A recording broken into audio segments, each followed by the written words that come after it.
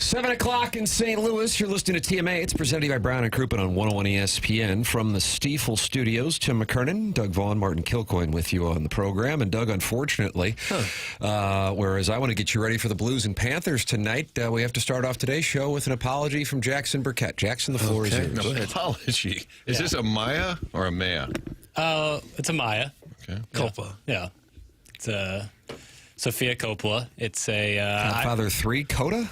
Yeah. What'd you do this time, Pale?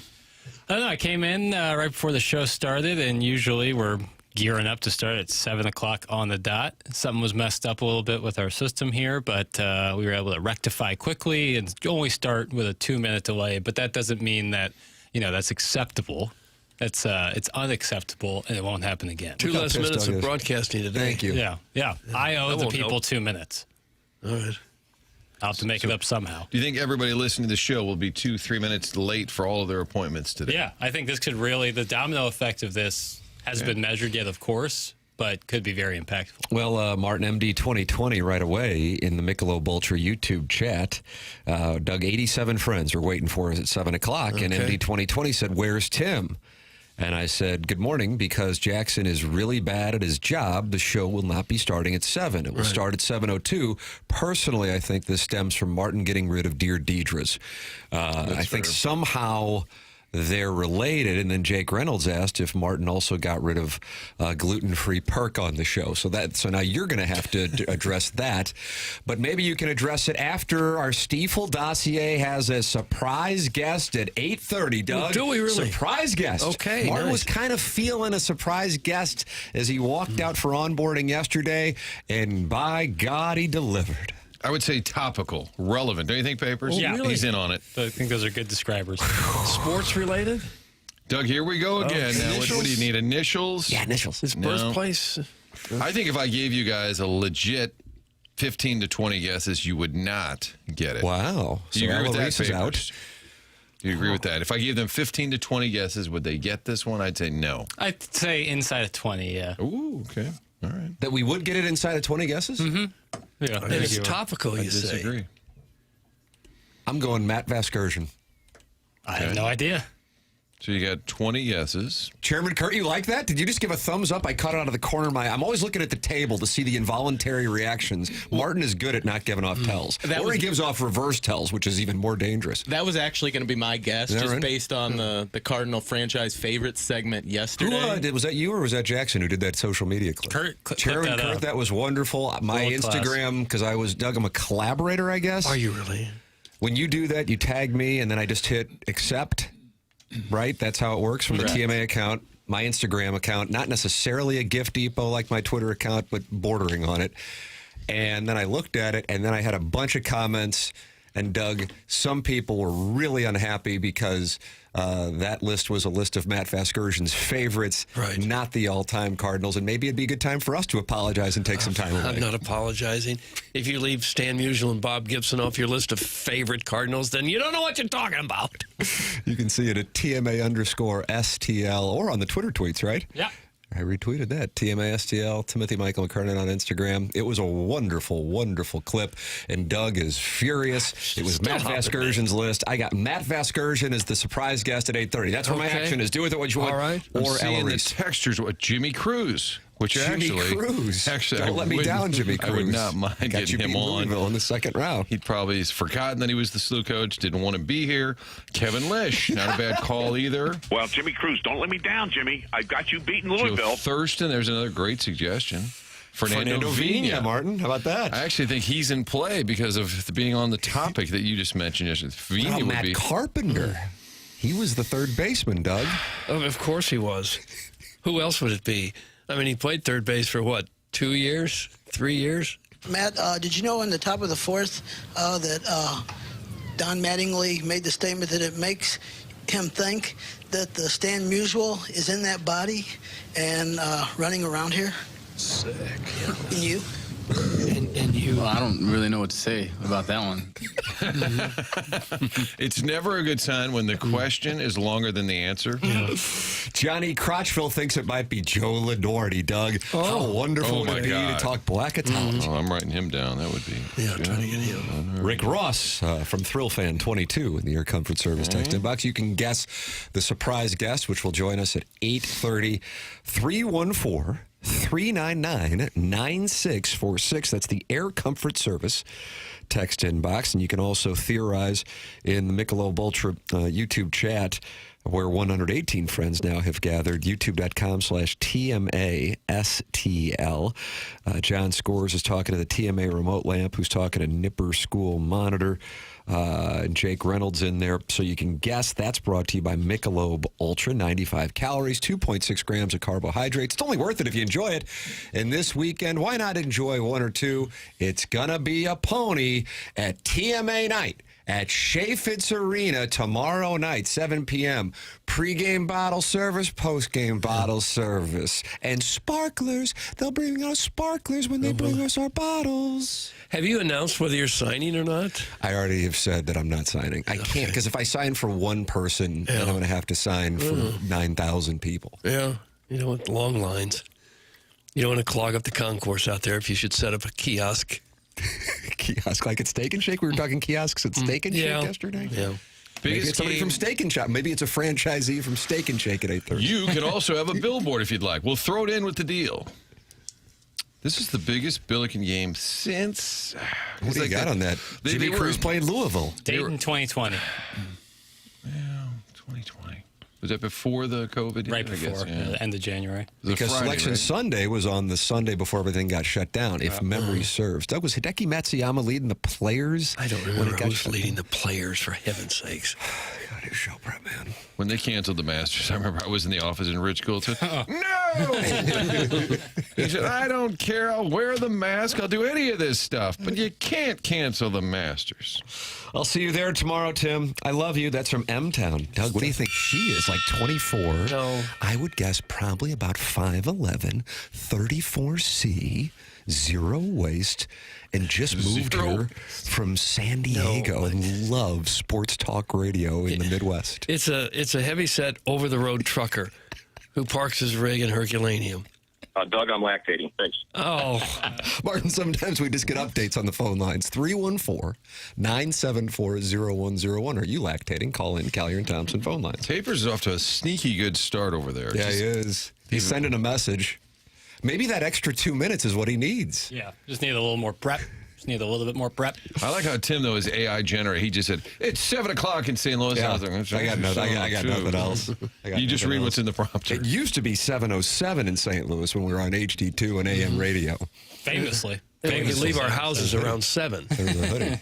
That's correct. When we were in Kirkwood, I would leave my house at 6:55 because it was like 3 minutes from my house. And Chuck Marlowe would ride his bike to work sometimes. I believe that is correct. Chuck Marlowe. Get to the show sweating profusely. There's something tough about just getting ripped for 3 hours by texters and then riding your bicycle home. Guys, Larry Hughes is the guest. That's from Minute Bowl eligible. Oh, That'd be awesome. That would be awesome. You know, I would like to get him on the TV side, but I don't think. Now, he loves the Billikens, but remember, his son left this program with Yeah, this that's true. coach, so True. I don't know what his stance is. I think he's happy for him, but I don't think it ended the best way. I don't think he's. So I don't know. I don't know where his head's at right he now. still live in St. Louis? Oh, absolutely. But his son was on this team and then quit mid-season last year. I don't know all the particulars, but have you Well, seen? we'll ask him at 8:30. Well, that'd be interesting. Yeah, I've been wanting to reach out to him because in all seriousness, like Erwin Claggett's coming by Fox 2 Sunday, great Billiken back in the day. Sure, Claggett. Trying to get Highmark and Claggett together. Anybody who was a SLU alum, we've had Troy Robertson. It's a great time to kind of reconnect with former Billikens. And I've thought about Larry Hughes, but I just don't know how excited he is because I don't think he was crazy about how it ended. I don't know. Jordan Jet? You got to get Jordan Jet would be great. Why do you hate Ian Vayukas? Yeah, I would what like is that to about? get. He's been on my list for a while, but I really haven't done anything about it. Okay. He's been on At my that list. aforementioned 2020 Dayton game, I saw Jordan Jet in the men's room, and there were some people wanting to take a picture with him. They were so excited to see him, and he goes, "Fellas, I'm not doing this in the bathroom." Reasonable. Yeah.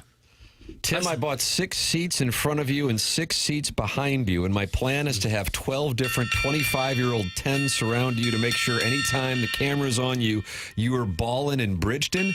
I'll be with Doug in the back seat. Doug, that's from Steven time, and he's one of the brothers' time. There's Ed and there's Steven, the brothers' time. I didn't care much for the text. Didn't really care for it. The guest is probably Chuck Todd. Jackson was begging for him. That's from Eric in the Central West End. Martin, he, of course, changed the George Washington name from Colonials to Revolutionary. Yeah. Jugs in D.C., who is a Revolutionary alum. That's right.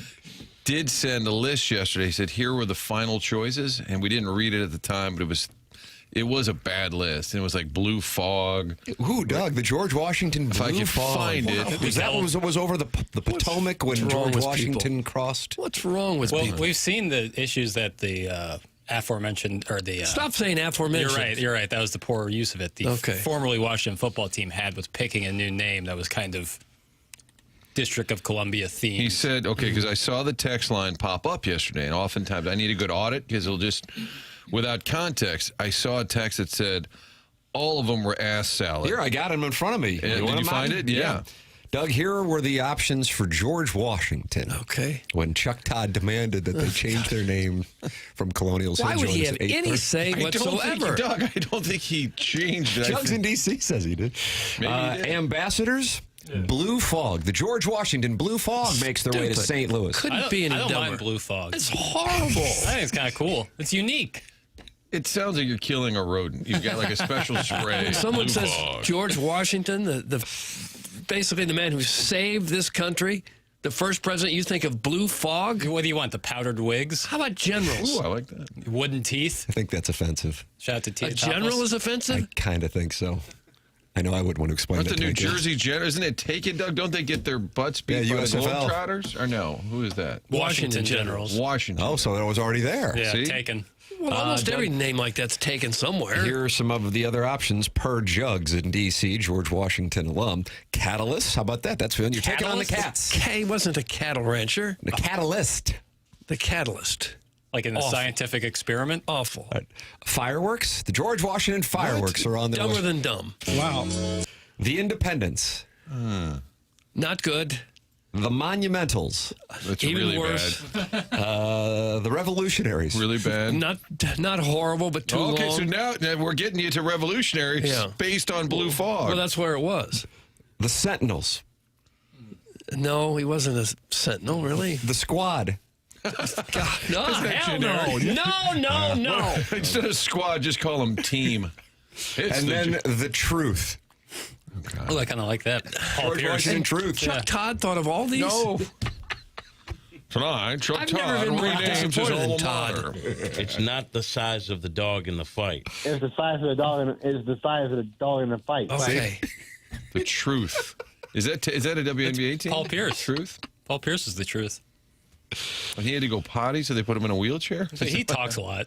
Yeah, he's had a weird post-playing career. He'd be kind of fun. I've played in the World Series of Poker. Really? Table adjacent. Really? Yeah, with Paul Pierce. George Washington was a British traitor. He switched sides because they wouldn't promote him. Who would think that this text inbox not only attacks us for 4 hours every day, but also George Washington, Doug? He's taking a hit. British traitor. I guess everybody who fought the British would be considered a British traitor. Yeah.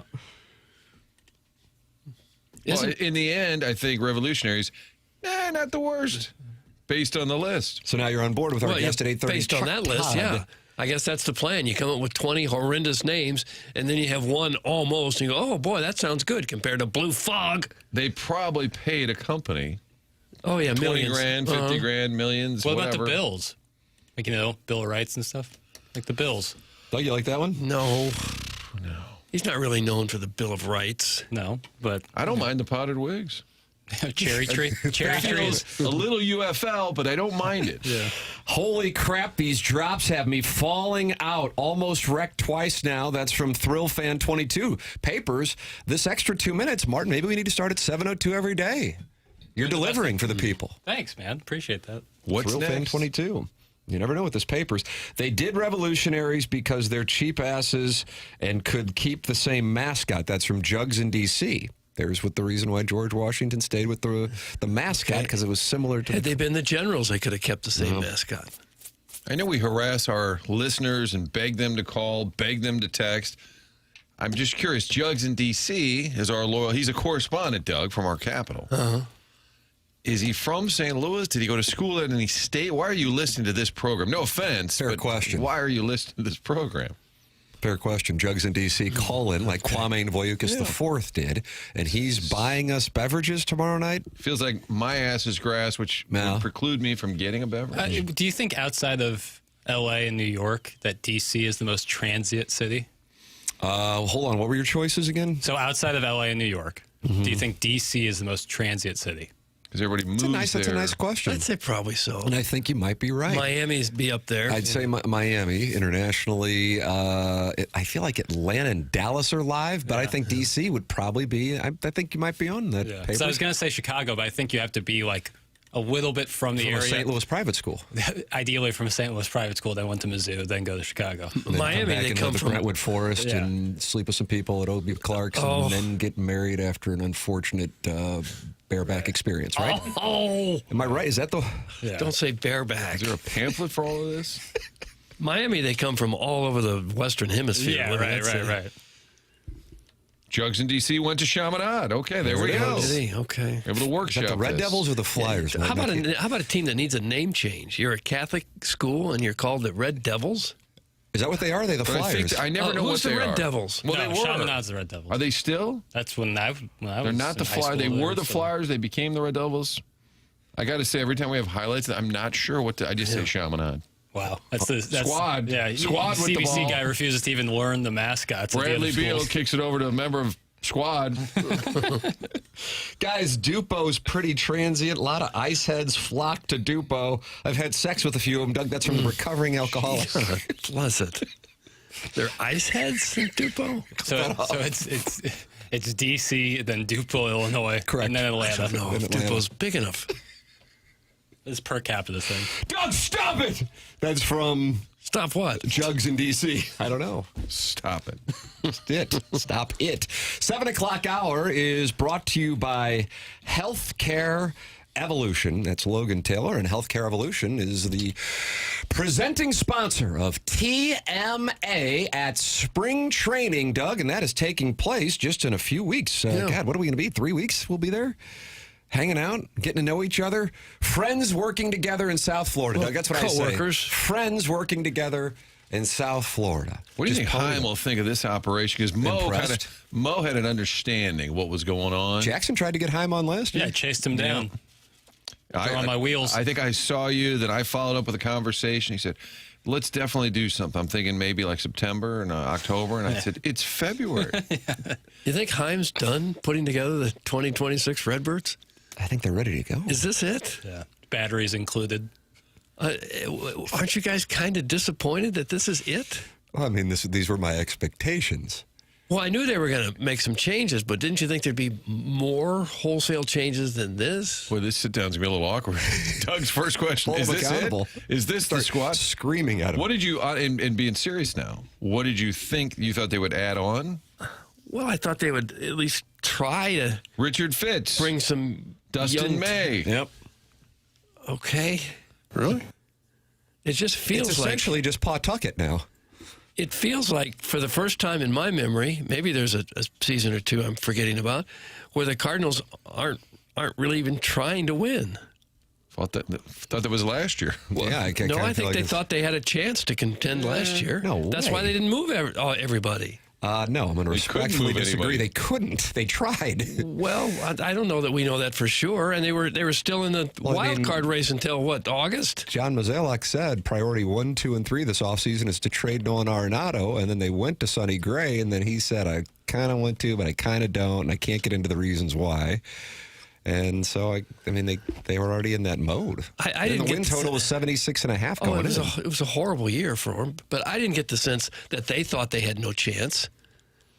They wanted to reset the roster last year. Weren't able to, and just kind of said, well, this is what we got. Well, I think the org as a whole is in a pretty good spot. See, there you go. There you go. He liked where they were. I just feel like this year they're going into it with, we're not going to try to win too much. And I've never had that sense around the Cardinals before. even in years where you didn't really think they had much of a shot. I never got the sense that they had just kind of folded their cards before the season ever started. Well, they're trying to reset, right, from top to bottom. Whether it works or not, I don't know. But they're adding as much younger talent as they can in hopes that that'll equal future success. Because they were patching it together every year. Didn't work. Coming off the 2023, which was a disaster. They thought that was in the anomaly. Added Gibson, Lynn, all those guys, and it didn't work. And then they realized they were just kind of running in place. So now they're trying to reset. Well, yeah, I understand all that. Well, what would you do with a reset? Would you add where's all the young talent that's resetting? Well, I think I feel like they got a couple of fringe fifth starters and a couple of guys in the minors that haven't really lit it up in the minor leagues. Where's the start? Who do they have that they've acquired that is someone you're going to build around? Well, I don't think you're building around them today or tomorrow, but they believe, and I think if they were being honest, some of the even younger, not the first name you heard, but like the Fajardos and Clarks could be really good players. Those are even further away, though, because they're younger. Fajardo and Clark. With no guarantee at all. It's not like they're right on the edge. Not like they just had a big-time season in AAA and they're ready to go. I understand. Well, I didn't mean to kill the conversation completely. You guys are having an exchange. Like I jump in, and I become Ross Perot. I think it's a fair question of what Doug's bringing up. Are the fans on board with what's taking place? Are they just disgusted that it's gotten to this point, or do they think that it was overdue to kind of start over because what they were doing wasn't working? Well, I'm all on board with starting over and shuffling the deck. I just thought they might do more of it. But when you say more of it, I don't follow what you mean. Move if you don't like, if you can get something for Donovan, move it. All these other players, Newt Barr, if you think that you've seen enough of him, move on from him. If they're just not bringing in anyone that you can say, okay, now here's a real solid building piece. I haven't seen any of the guys that they've acquired that you would say, boy, there's a can't-miss guy. I respect where you're coming from. My counter to that would be, in the case of the players they've traded away, they were salary dumps. And so when you're in that position, you don't have leverage to command high-caliber prospects that would really gain a lot of attention. And so what they've done is they've paid even more of those salaries in order to get higher caliber prospects. But even then, at this point, they're not necessarily guys who are in the top 100 of organizations because you're trading off Contreras, Gray, and Arenado, three players who are not necessarily super desirable on the open market. That's correct. The core issue. I understand and agree with that completely. I'm just saying I'm still disappointed that they don't even seem to trying to be putting together a team that can contend. I think they're biding their time, right? For another year or two. Your Springfield team did want to change. I'm not saying it's going to work, but I think they feel the talent they do have at the minor league level, other than maybe a Weatherholt and a Liam Doyle, that other wave is still a year or two away. So I think they feel like this year, I'm not going to say this year's pointless, Doug, but maybe you're rolling out a squad and you're going to give Walker another chance. You're going to give Gorman another chance because you might as well, because you're probably not winning the division this year with what you had anyway. So let's unload these veterans who you're going to finish fourth or fifth with. If you have Arenado or not, Sonny Gray or not, you're still going to finish fourth or fifth. So take a shot. Maybe some of these guys you get in return will actually pay off. Well, I fully understand what they're trying to do. I'm just saying I think it's the first season I can remember when they went into it, zero chance, not really putting the gas pedal down, thinking we got a shot here. Well, I thought last year they added Michael Hellman, and we made a big joke about it. They didn't add anybody. He just didn't get a shot. They literally didn't add anybody didn't take last off with year. the Rangers. Yeah, so I feel like this is better than last year, as crazy as it is, because the process is further down the road and that they've traded away Arenado, Contreras, and Gray. But this is a great. I think Heim would engage on this conversation. Spell out for people to understand as you're retooling, rebuilding, resetting, whatever you want to call it. What does that mean? What's the window? What's the goal? I think that's a fair. I think he would sit down and maybe don't show him the text line the first time he sits down, but I think he'd be happy to spell Ollie this liked out. it when guys in the YouTube chat thought he was cute. I don't think there's any any secret to what they're trying to do. They're trying to get rid of the older, high-paid players and bring in new players. I'm just saying I'm surprised that they haven't done even more of it and have done something to try to give them half a chance to compete. I don't think they have much of a chance at all to compete in the Central Division at all this year. And I don't recall another season where I thought they had zero chance. Last year, if Arenado had returned to form, if Contreras had been better, if some of the other fringe players had played up to their capability, they might have stayed in the race for they probably would have stayed in the wild card race, at least for most of the season. And I just don't feel like they've made much of a shot at all to put a competitive team on the field this year. And I don't recall another season where it went in where I felt like they didn't have a shot at all. No, I agree with that. I mean, last year, they still had some name brands. So I guess you felt like, hey, maybe things could kind of fall their way. Whether they wanted those guys back is a different conversation. But you did have Arenado, Contreras, Gray, good name veterans. But I think you're right. Over the last, 30 years, when's the last time you said they're not even adding a piece, they're not trying? It is I would say last year. Right. But in addition to last year, because if you are looking at through your lens, Doug, which I get what you're saying, because you still did have Gray, Contreras, and Arenado, in my mind, that sucked that they still had them because I was not of the opinion that they had any chance to have success last year to the championship level or 90 wins. So with that said, over the last 30 years, that would be it. And then this would be another extreme of it. I just like this year better because now those pieces are gone and the road is clear on what the path is. And in addition, you have the labor situation that is, and the television situation that are two monster factors. But I realize fans don't want to hear about that stuff, or a lot of fans don't want to hear about it. But I'm quite certain it dictates how organizations are going about doing their business, with the exception of the Dodgers, unless it's just one big scam to have the Dodgers keep picking up players to put the owners in a better position when negotiations come around at the end of the year. Conspiracy theory. Yeah. Well, could be. A good, healthy debate. I like it, Doug, except Joey Vitale's Orange Scully says, who cares?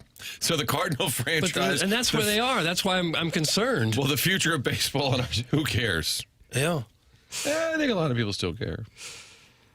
Well, I don't know how long they're going to care if they're buried early. They didn't care much last year or the year before when they were drawing such horrendous numbers at the gate. I mean, they're in danger of having a 3 or 4, 5 year span here where people have just lost interest in the team. They can't afford that. I'll do a little prediction. Jackson, put it in Predictionary. We got to take a look at Predictionary. Yeah, I don't know what we have on some of our long-term wagers. I think what will happen, I think one of the things, and I'm not sitting there going, this is a 90-plus win team. I want to make that crystal clear. But when you have what will be a super young clubhouse, you now have a comfort level for the guys who are going in and probably playing in some cases every day, or at least knowing that they have an opportunity to play every day, and they've gotten to know each other at the lower levels, and there will be some youthful personality and some personalities as we talk on January 29th that none of us are familiar with, and the St. Louis Cardinal fan base is not familiar with. There will emerge a couple of players within the next 4 months that get Cardinal fans on board. I think that is something you're going to see.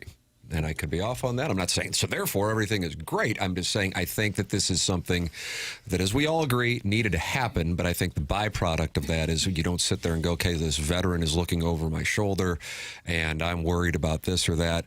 I think you're freed up by low expectations.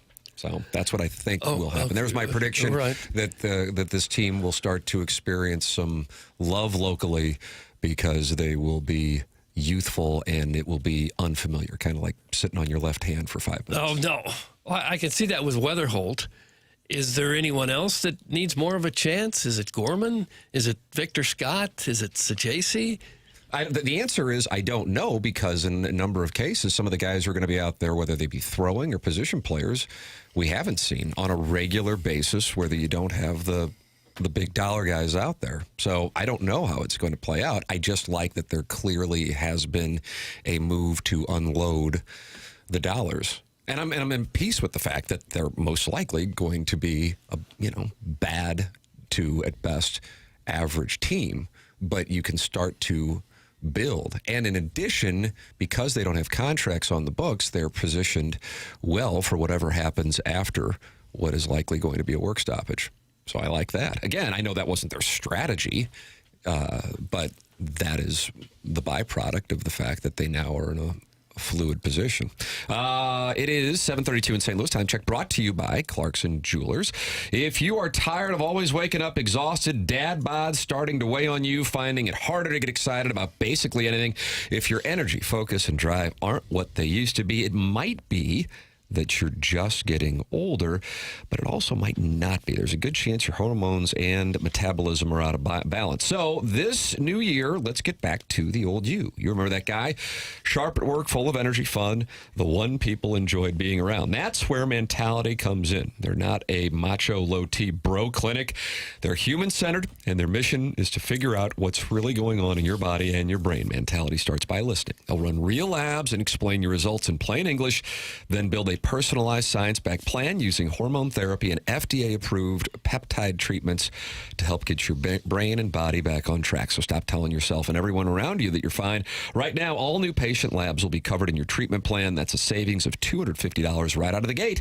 Reclaim the old you, the younger you, with Mentality. Schedule your appointment now at lowtusa.com. That's lowtusa.com, LOWTUSA.com.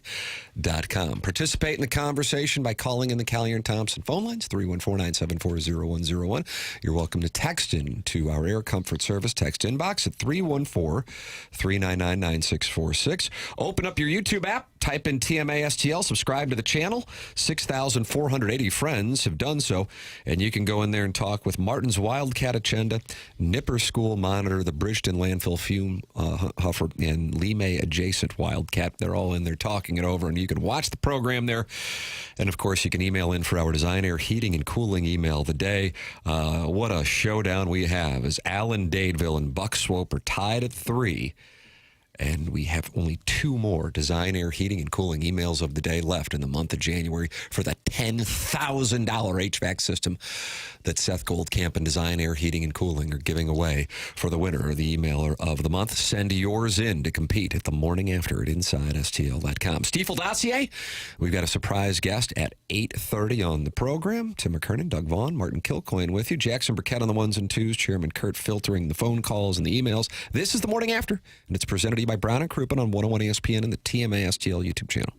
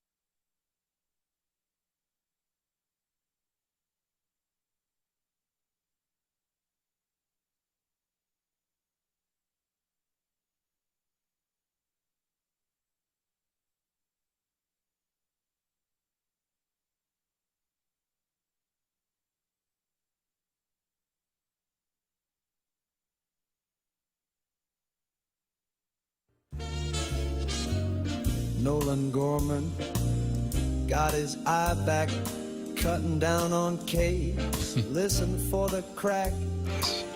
Our boy Victor got blazing speed. No chance at second if he has his lead. Early got the bat to get it done. There's no stopping number 41. Hell's bells coming in stopper style. Lights turn red, B-fib go wild. Look out now, these baby birds gonna fly. First place by mid-July. This was performed at the Ritz-Carlton Cigar Bar, Martin. Live. This is Harry Connick. They flew him in just to do some Cardinal tunes. I would think so, yeah. It's TMA 101 ESPN. Show's broadcasting from the Stiefel Studios. Tim McKernan, Doug Vaughn, Martin Kilcoyne, Jackie Papers on the ones and twos. And if you want to call in, Chairman Kurt mans the Collier and Thompson phone lines. If you want to email in for the Design Air Heating and Cooling email of the day, Chairman Kurt filters the morning after at InsideSTL.com. That is how you can email in to the program and compete for a $10,000 HVAC system, which could very well be awarded tomorrow at 10:50. Right now, Doug, Allen Dadeville and Buck Swope tied with 3 wins. The incel from the other side of the couch jumped out to a lead and just has fallen off here over the last Where's few he been? weeks. Chairman, does the incel email in? I know I heard from them once, and it was, I'm a degenerate, and it was graphic even by my standards. Oh, if Kurt's a little offended, we got the incel blocked. But I think that's the only time. All right. Okay. So one blocking was enough to hurt his feelings, probably. Hurt his feelings. I just don't understand guys sending pictures of other guys' junk. I don't either. It sounds close to kink shaming, though, just for the record. Well, I'll do that. The morning after at InsideSTL.com is how you can compete. It is the Design Air Heating and Cooling email of the day. Design Air's online at designairservice.com. That's Seth Goldcamp, the longest-running sponsor on this program. Martin's a client, Doug's a client, I'm a client.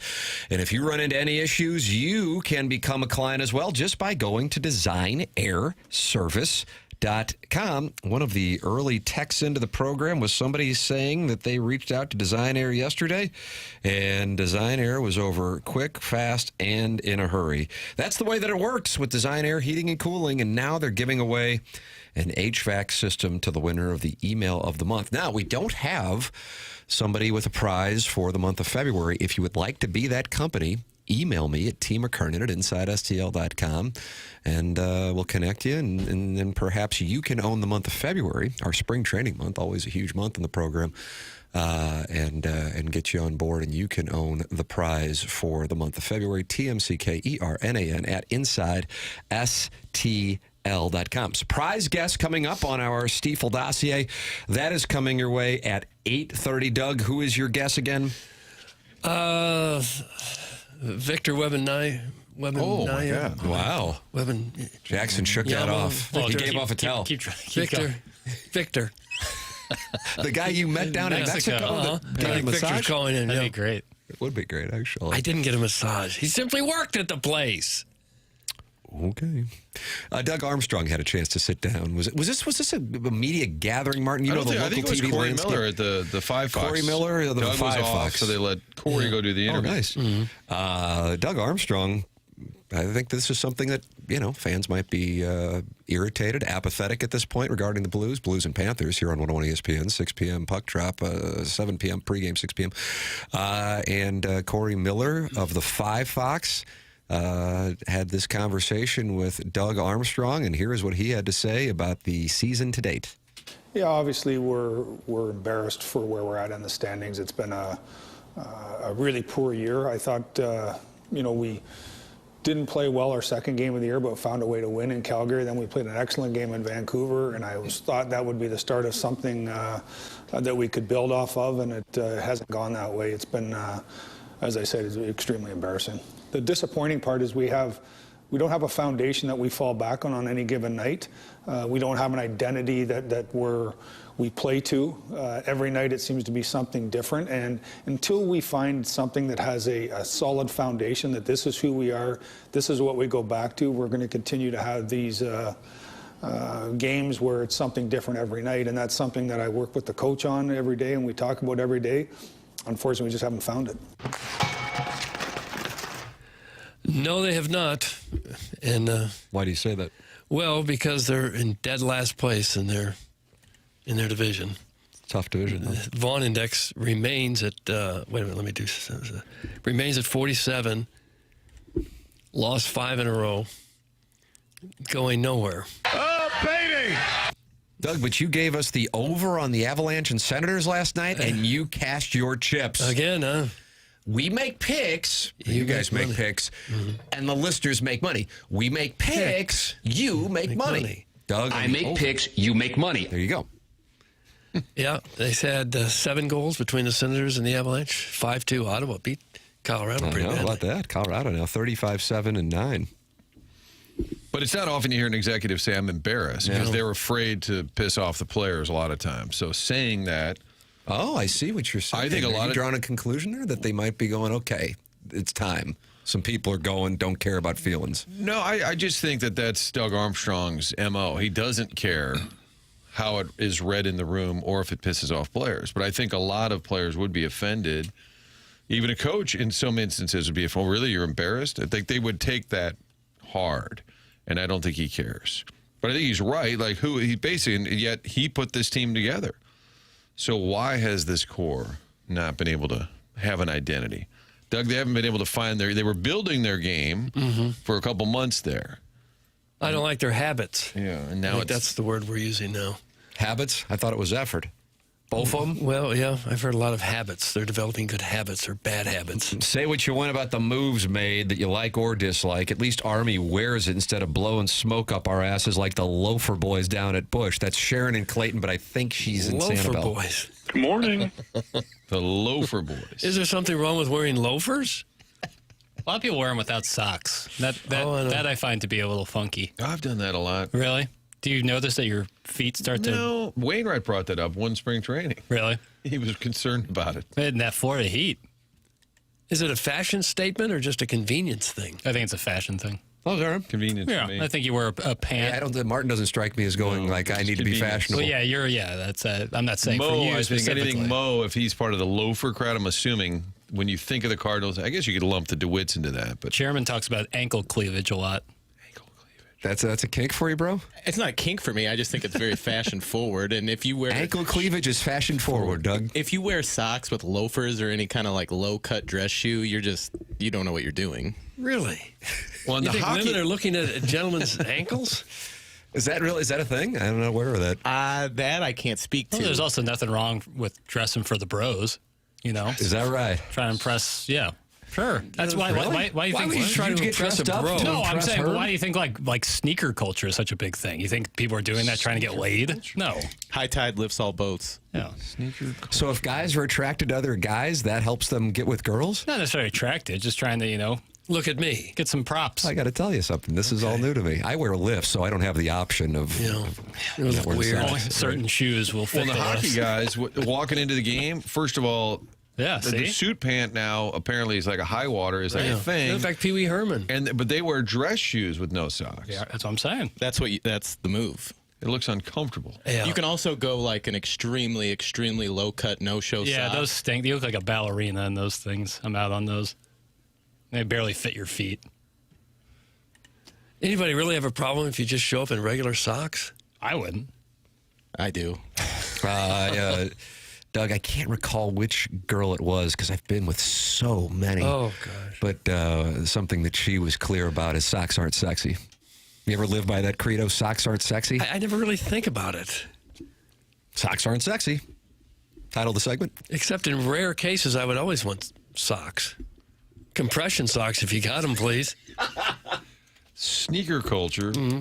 Dressin For the Bois. That sounds like a new Dressin For the Bois. Is that a new podcast that papers will be putting out under the umbrella of the Dressin For the Piddles Bois Podcast Network? That's when we go. That's a bridge too far.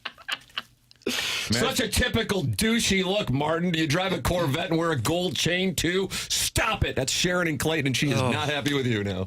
Because I wear loafers with no socks. Yeah. Another lady. I mean, so many women listen to this program, Doug. Call her Ellen. I like a lean man ankle. Telling you, yeah. Shapely ankles. I'm out. You see a lot of men with cankles? Oh, God, Doug. Do you know where you live? It's a bad beat. Don't most men Cankles have... are a bad beat for men. For anybody. Jeff Scanita, Martin, number 90. Am I right on that? He had the biggest... huge the calves. For anybody. I don't That's know that Cole Komet's uncle. I don't know that I've seen a gentleman who was otherwise of normal stature with cankles. I have. Sucks.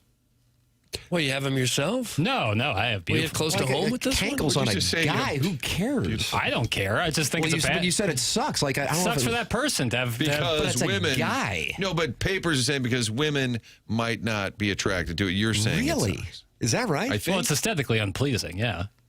What? To have like a normal-looking leg, and then at the end it gets a little thicker. Yeah, that's not I thought great. it just gets standard. I don't think it it's thicker, like it's bulbous on the ankle. Well, some people might be in Elephantitis will give you that. Yeah, at that time you just need a drainage. Yeah, that would be fair. But yes, like just the continued leg. It's like having a continued neck into chin. It's not something you want. A continued neck into chin. Yeah, where it looks like you have no chin. That's why guys get the strategic beards. This all happened because Doug Armstrong said he was embarrassed about the team.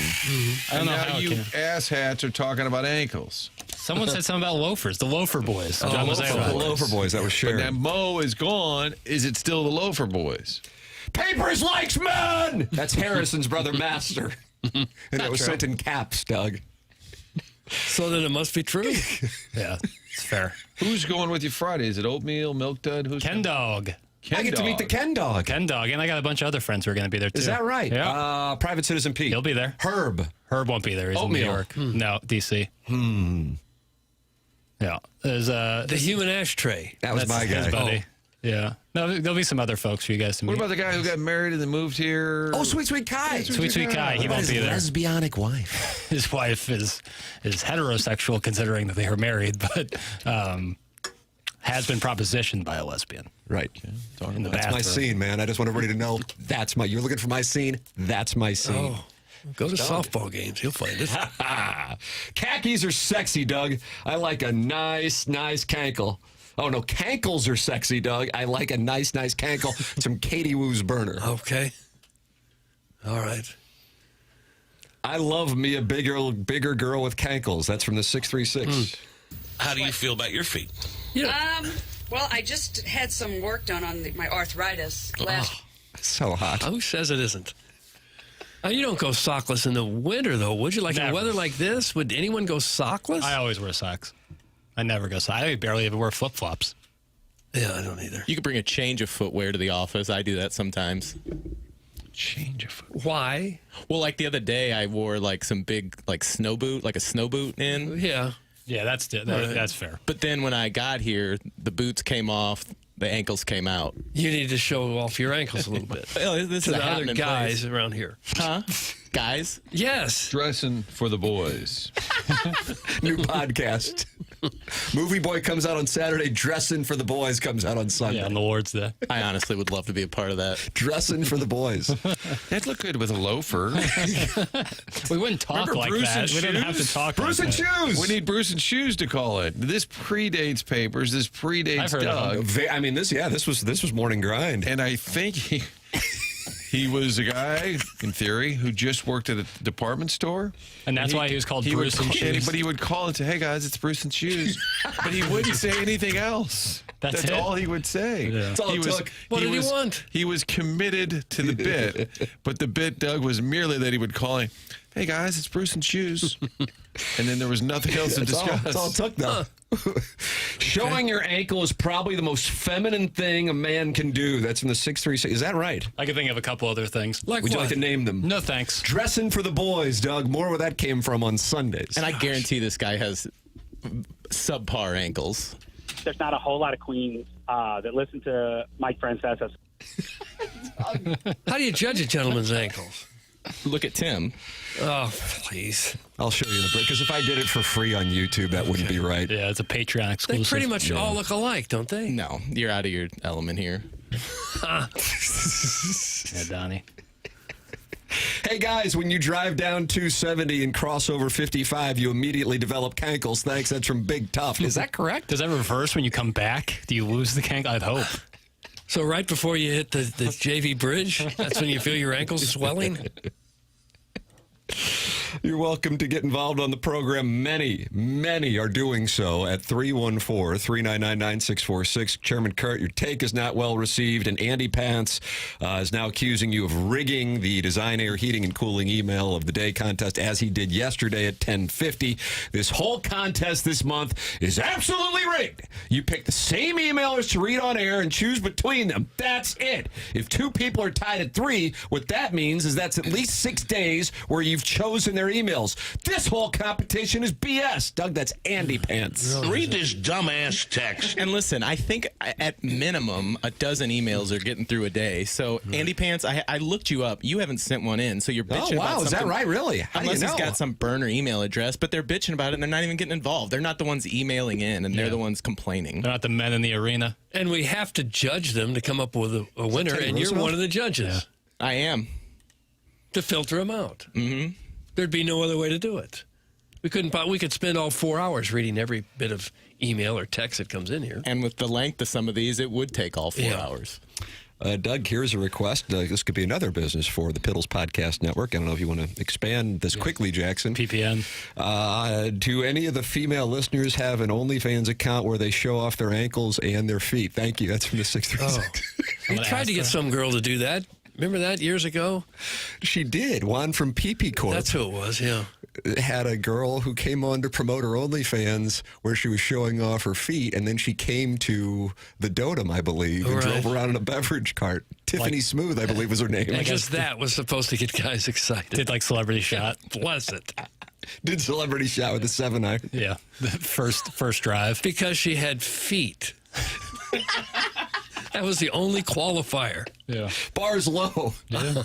We had it. Martin was just telling you we had a guy call and say he was in the shoe department. We put him on. Listen, the barrier to entry on the show is incredibly low. Yeah, it is. Wasn't there an offer to you, Tim, to paint something ondio your calves at one of the golf events? Oh, yeah. Some guy was really into my calves. Spready. That was a weird era. Good taste. It was the weird era. I haven't gotten to it yet. Yeah, that's season It was like 18. a guy who lived in a house with just recently got indoor plumbing. And he definitely didn't have internet, and he would always call in asking members of the show to kiss each other. And you think that's weird? But insisted he wasn't gay. And it was Spready? His name was That's correct. He was an older gentleman who was offering us money to kiss. And he just wanted to stand outside and watch. Yeah. But the thing is, we don't kink shame, so we're like, okay, that's cool. I do, and I did at the time. And he was really upset we were moving to HD2 because he didn't have internet and therefore wouldn't be able to listen to the program. And I just felt bad for him. Yeah, so he's got to be rejuvenated here over the last 18 months. I assume he has FM. He probably has FM. You'd think. He had a little Pestis to him. Just a little bit. Yeah, you know what? Now that you say that, maybe it was Pestis all along. What a bluff. Pestis call in, Spready call in. What about Tucker? People are saying that Bruce and Shoes might have been Tucker. No, so different. The person, you think so? Well, wasn't Bruce and Shoes way earlier? I think there is a chance that the person responsible for starter packs, right, who Chairman Kurt and I work with on Sound Story now, and for my money, the best Instagram account next to Ella Reese's is St. Louis Starter Packs, may have been Bruce. Right, yeah. But was he the Bruce in 2004? Right, that's what I guess I can text him to find out. Curious about. Because he was a multitude of characters. Yeah. All fantastic. Yeah. Genius is what it is. And I did an event with a gentleman. He was a great MC, great host. And then he said, you know, I'm actually Misty Plops. I said, no way. way. God. Oh, my God. Misty Plops, one of the Mount Rushmore emailers in the history of this program. You're welcome to text in 314-399-9646. That's Air Comfort Service sponsoring the text inbox. Michelob Ultra sponsors the YouTube chat where 252 friends have gathered at youtube.com/TMASTL. You can call in the Collier and Thompson phone lines 314-974-0101, and of course email in for our Design Air Heating and Cooling email today. Hey, have you boys noticed what I'm wearing? I'm not talking about the lifts. Oh, is that some Polos Polos Plus. Yeah, hell yeah. Plus. That looks fantastic. Look at this. Yeah, is that a little crew neck action? A little crew neck action there, Papers. really Telling you good. this, Andrew Hubbard. Yeah, I got my stuff coming. It's en route. Corey Lawson, this is what they can do. They can do this for your business as well. What they do, Polos Plus, the sponsor of the dossier, starting on Monday, Polos Plus, we welcome them aboard, is a locally owned and operated company by Corey Lawson with longtime TMA listener and supporter Andrew Hubbard running the sales and marketing side. And what they do is they create shirts, hats, T-shirts, and, of course, polos for your small to medium-sized business, or in the case of what we're doing, TMA logos, which I guess we're going to make available to the public here. But the thing that separates them, and this is what I love. This is, I guess you can see the Nike logo. Do I look like Tiger right now? I'm asking. Very much so. Do I really? Very, very much so. You should see me hit my 7-iron 158 yards, just like Tiger. Yeah, well, some of us wish we could. Doug, it's professional, high-class brands. Whether you're talking about Carhartt, Travis Mathew, Nike, Under Armour, then all you do is you upload the file of your company's logo on polosplus.com, pick out the merchandise you want, and then they send it to you. It couldn't be easier. This was such an easy process. The caliber of merch that they have, phenomenal. It has been a real delight getting to know Polos Plus, Andrew Hubbard, and what they can offer. It would be great for your business, small business, medium business. Go to polosplus.com, and here's what they're doing for TMA listeners. You can take 10% off with the promo code TMA at checkout. 10% off with the promo code TMA at checkout. And if you have any questions or you want to talk to Andrew directly, email him at andrew@polosplus.com. Andrew at polosplus.com. That's polosplus.com, promo code TMA for 10% off. We are 29 minutes away from a surprise guest. I got Matt Vasgersian. Doug, who do you think? Wimby. You think it's Wimby? Yeah. Jackson, you know who it is. So you have to recuse you. Do you know who it is? Boomer Kingsley. Boomer Kingsley is Jackson's guest. We're going to get initials or anything? Nope. Chairman Kurt, do you want to fire a bet at the pot? I like Vasgersian. I'm going to step off that and go, what's that bad man's dad's name? Kelly Thames? Kelly Thames, the bad man. Oh, that's a good one, Kelly. Oh. I write all these down. I nailed your last one, Martin, in the hallway, and you tried to play it off, but Who I got was it? Trent Green. Oh, yeah. Could you pick up any physical tells you can share that I can use for baseline behavior comps going forward? I punched Kurt as soon as he That's what guessed it is. When you guess it, Punched Can we get a sport at least? Don't ever say that again. Can we get a sport as to who this is? He's a sport. See, there you go. He's a sport. Okay. That's coming up at 8:30 on the program. The Design Air Heating and Cooling email of the day, the morning after at InsideSTL.com. To the delight of Andy Pants will come your way on the Stiefel Dossier at 9:45. The program's called The Morning After. We close out the Healthcare Evolution 7 o'clock hour and go into the Fisher Window and Door Store 8 o'clock hour on TMA 101, ESPN, and the TMA STL YouTube channel.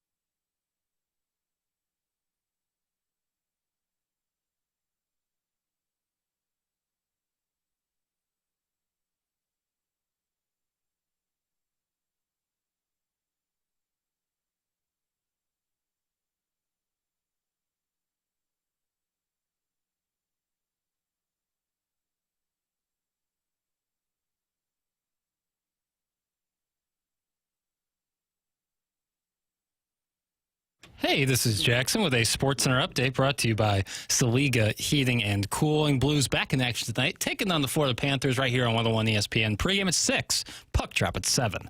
That was another Sports Center update brought to you by Saliga Heating and Cooling, a Daikin heating and air conditioning dealer.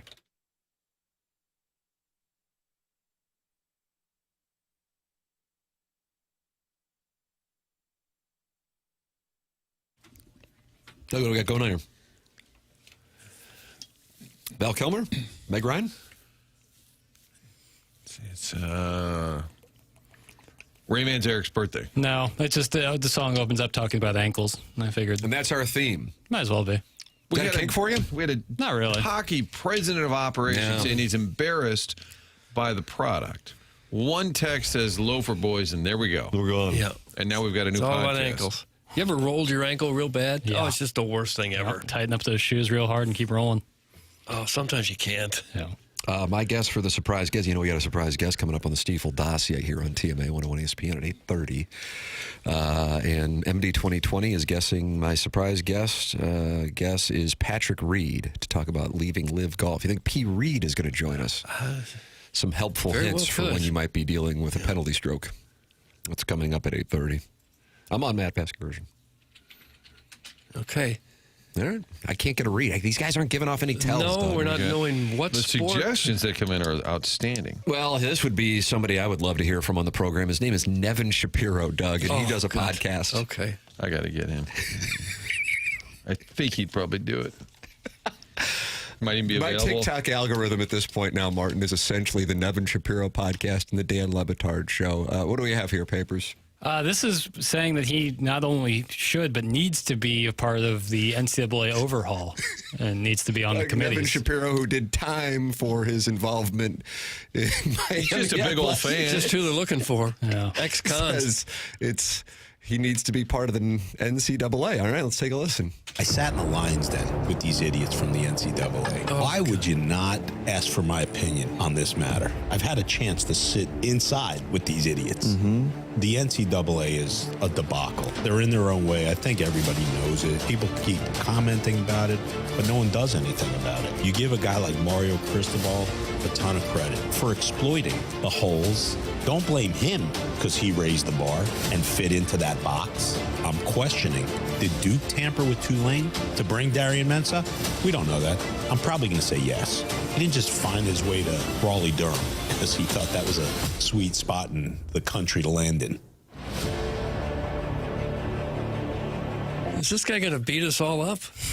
That's what it feels like. Yeah. He's going to dramatic. punch us. Might be my favorite podcast out there. Why would they not want him part of it? Calls them idiots and then wonders why he's not asked to join in. Not to mention indicted on Right. cases involved in exactly what they're trying to get rid of.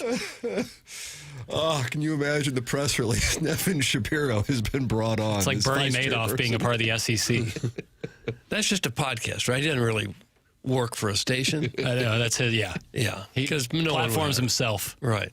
Okay. On the Nevin Shapiro Network. You guys can have P. Reed. Liv just got a whole lot better. Give me Kevin Na back and I'll be in heaven. That's from Mr. Licks, Doug. He has been adamant that LIV Golf is the better product and buying stock in LIV Golf since the outset. So Mr. Licks is fine with P. Reed and Brooks Koepka leaving. I believe February 2nd is the deadline day for players such as John Rahm and Bryson DeChambeau to make a decision whether or not they're going to come back.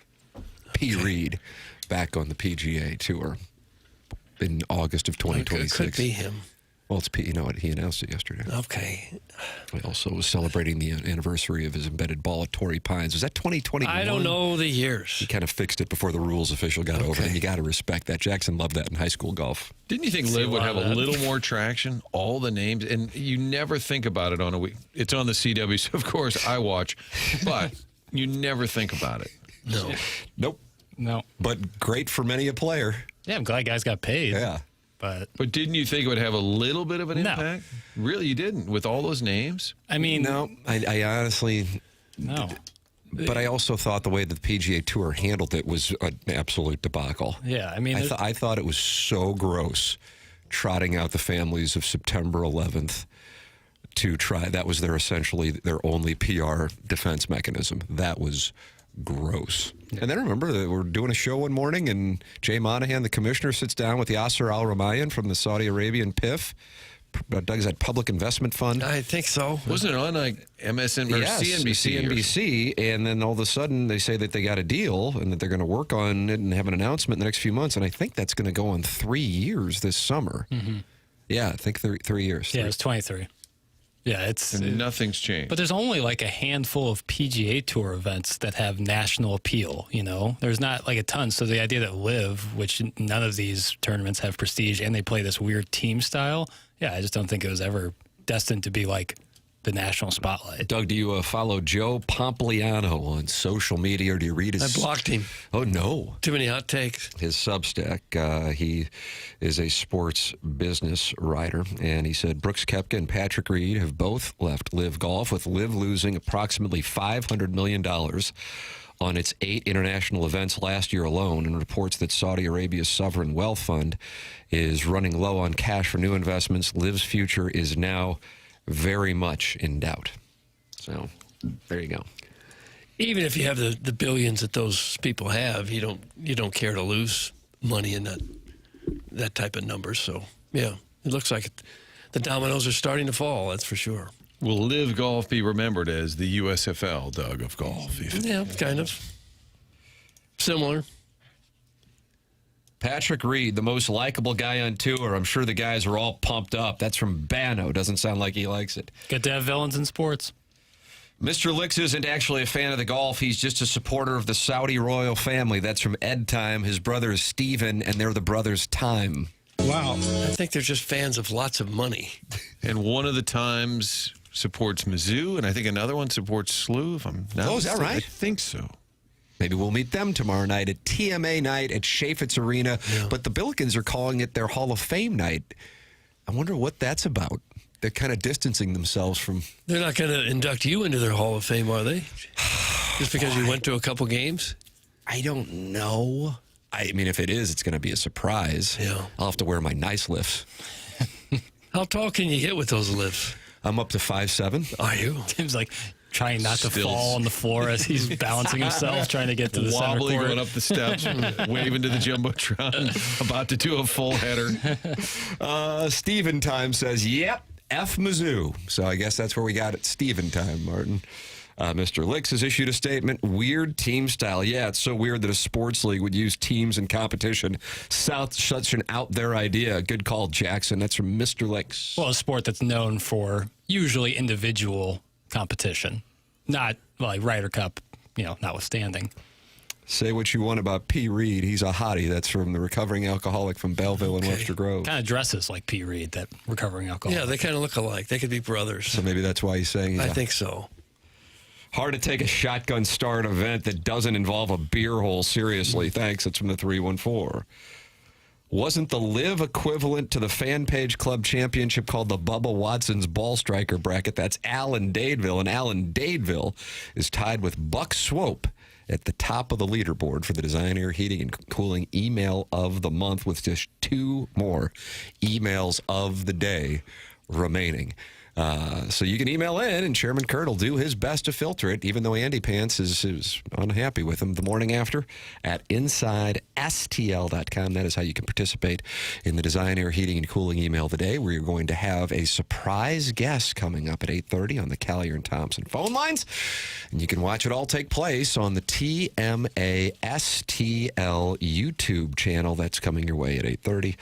On our Stiefel dossier. The program's called The Morning After. It's presented to you by Brown & Crouppen on 101 ESPN and the TMA STL YouTube channel.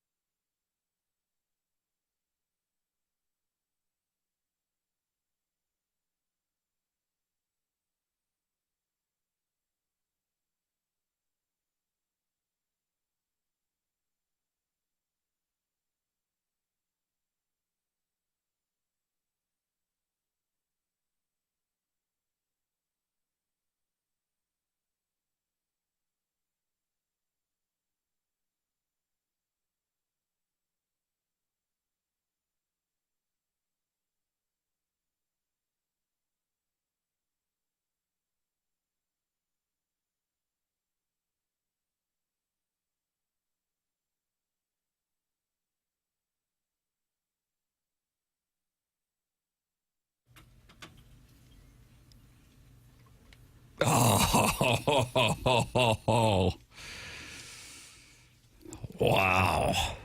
I mean, I would have thought if you're going to go Bone Thugs and Harmony, you might consider First of the Month or Crossroads. But Jackson, you went this direction. Why is it? I love this song. Oh, there you go. That's all I needed. The chorus is so fun. Are we there yet? We already heard it. Oh. That was an Ice Cube film? Okay. I don't know who filmed it. The video? Ice Cube did the video? Didn't Ice Cube star in a film, Best Supporting Actor, called Are We There Yet? Yes, he did. God, I feel like sometimes I should take over Movie Boy. I thought you were referencing Thuggish Ruggish Bone. Maybe now that you're doing the new podcast, Dressin For the Bois, you're getting distracted on Movie Boy. You want to take a guess on the Rotten Tomatoes percentage on Are We There Yet? Family comedy 6. from 2005. Not too far off. 7? Getting warmer. Okay. Oh, it's better than we thought. 12%. Ice Cube is also an Anaconda. He is, which they just remade. It needed a remake. Yeah, desperately.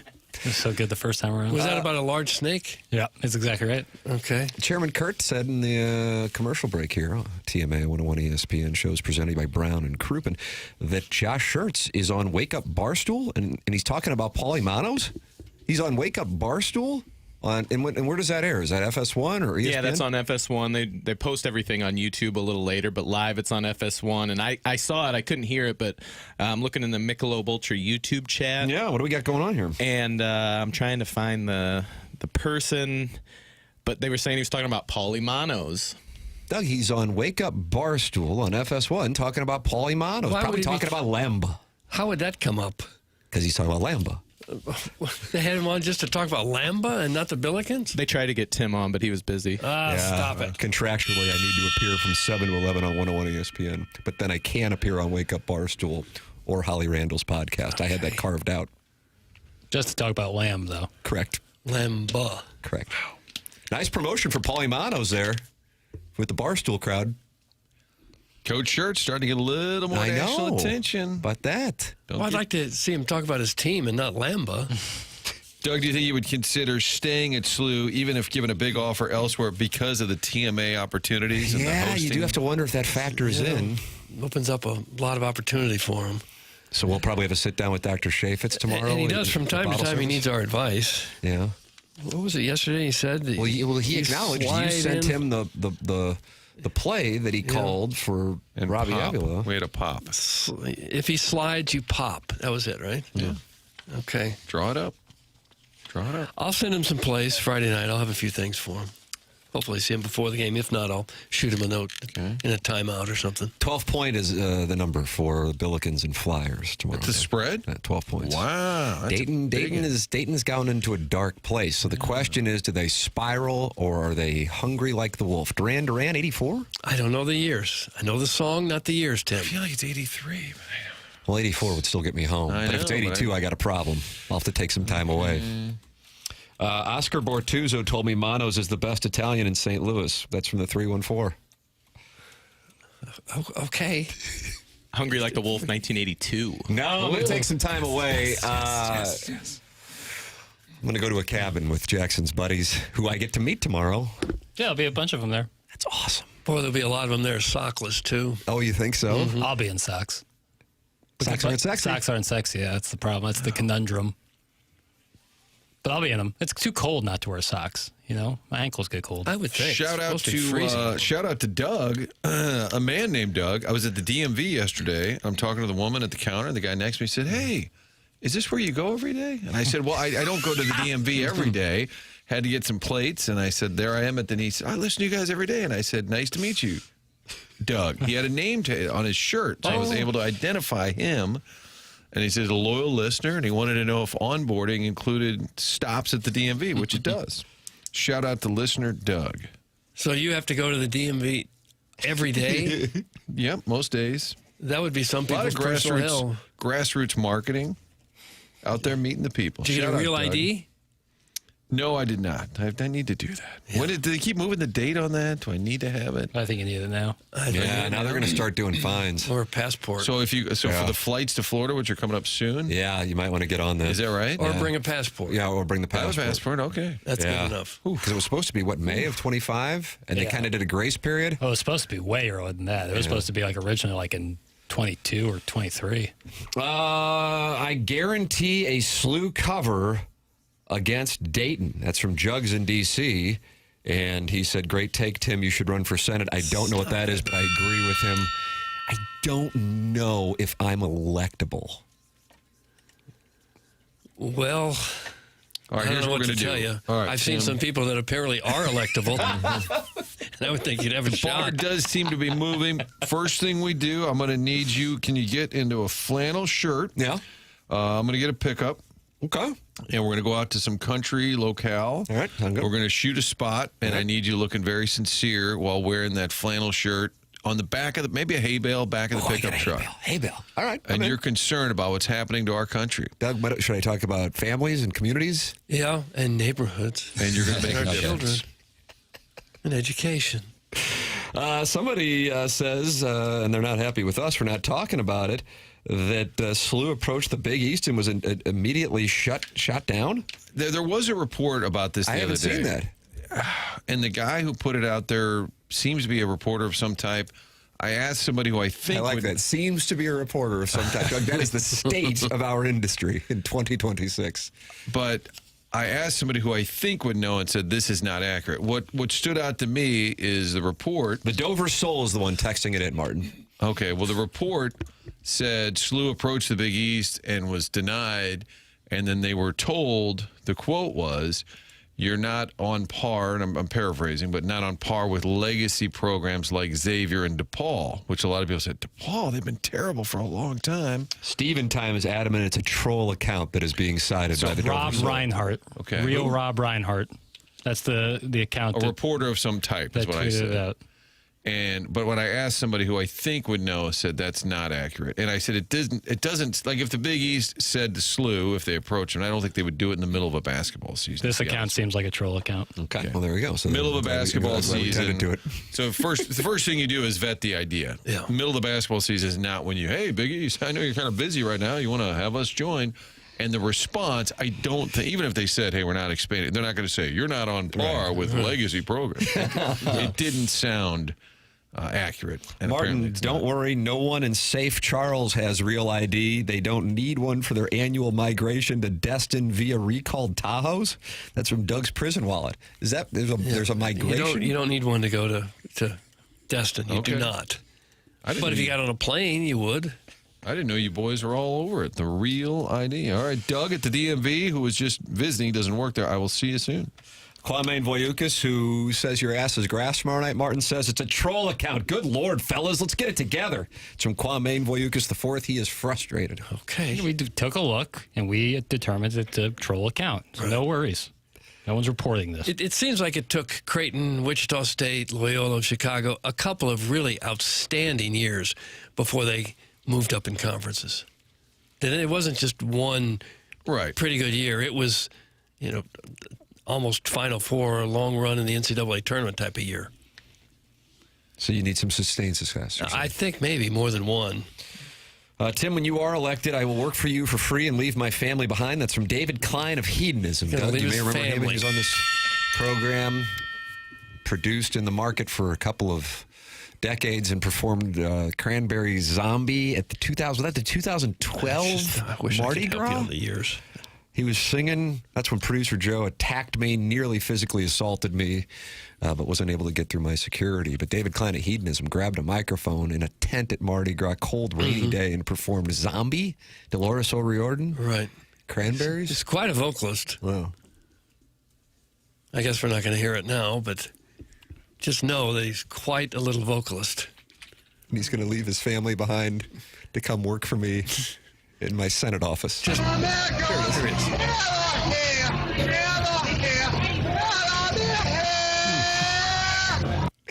It sounds like the noises you would make on your first night in prison. You can't believe the bar slammed shut, and there you are in a cell with another gentleman who's in for a triple homicide, you'd sing about like that. Like Dolores O'Riordan. Surprise guest is coming up next. Doug, we're going to find out who it is. Okay, good. It's next here on TMA 101 ESPN.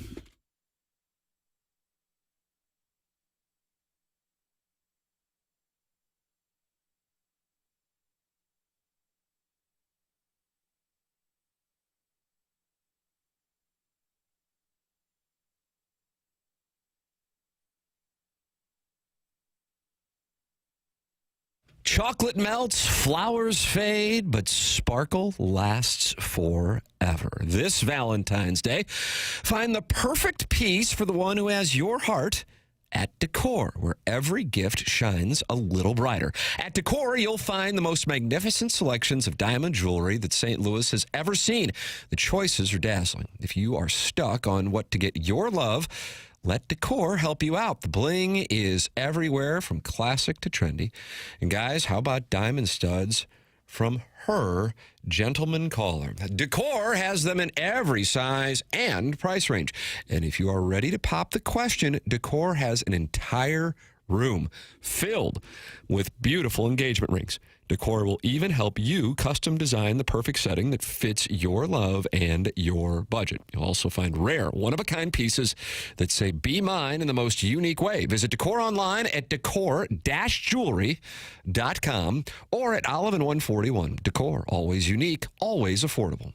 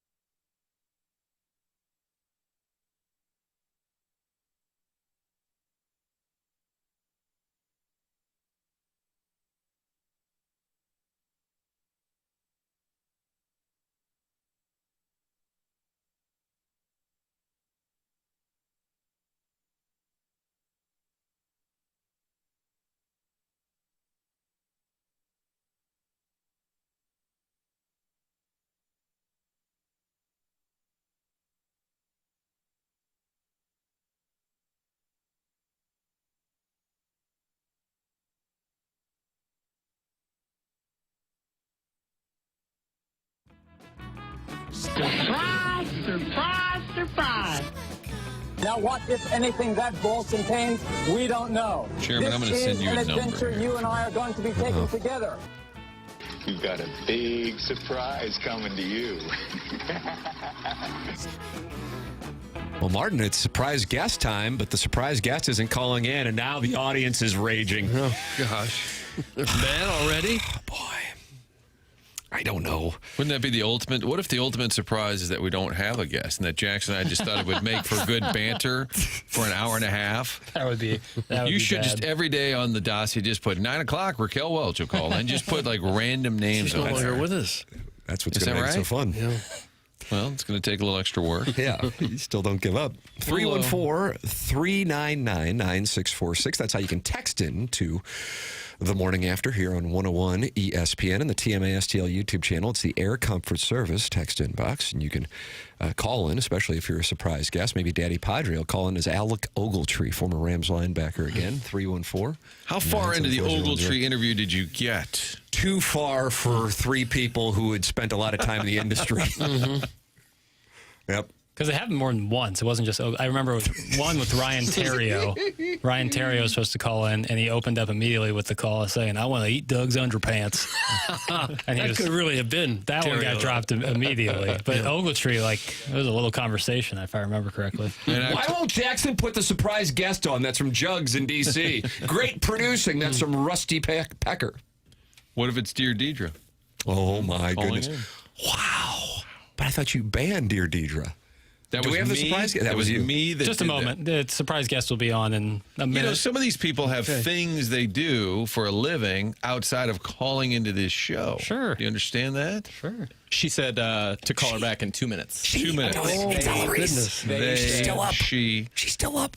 Okay. This is great. And we'll edit all of this out for the podcast. It'll sound seamless. What a treat. Well, while we wait for the surprise guest to call back in, what an opportunity to tell the audience about the wonderful people at Appliance Discounters. And Doug, are they sponsoring that suspension logule? They sure do. For them, anybody in it? I can't imagine anybody's in there. Oh, there's a whole laundry list of people. Shrimply Pibbles was the last one in there, still facing a 10% tariff.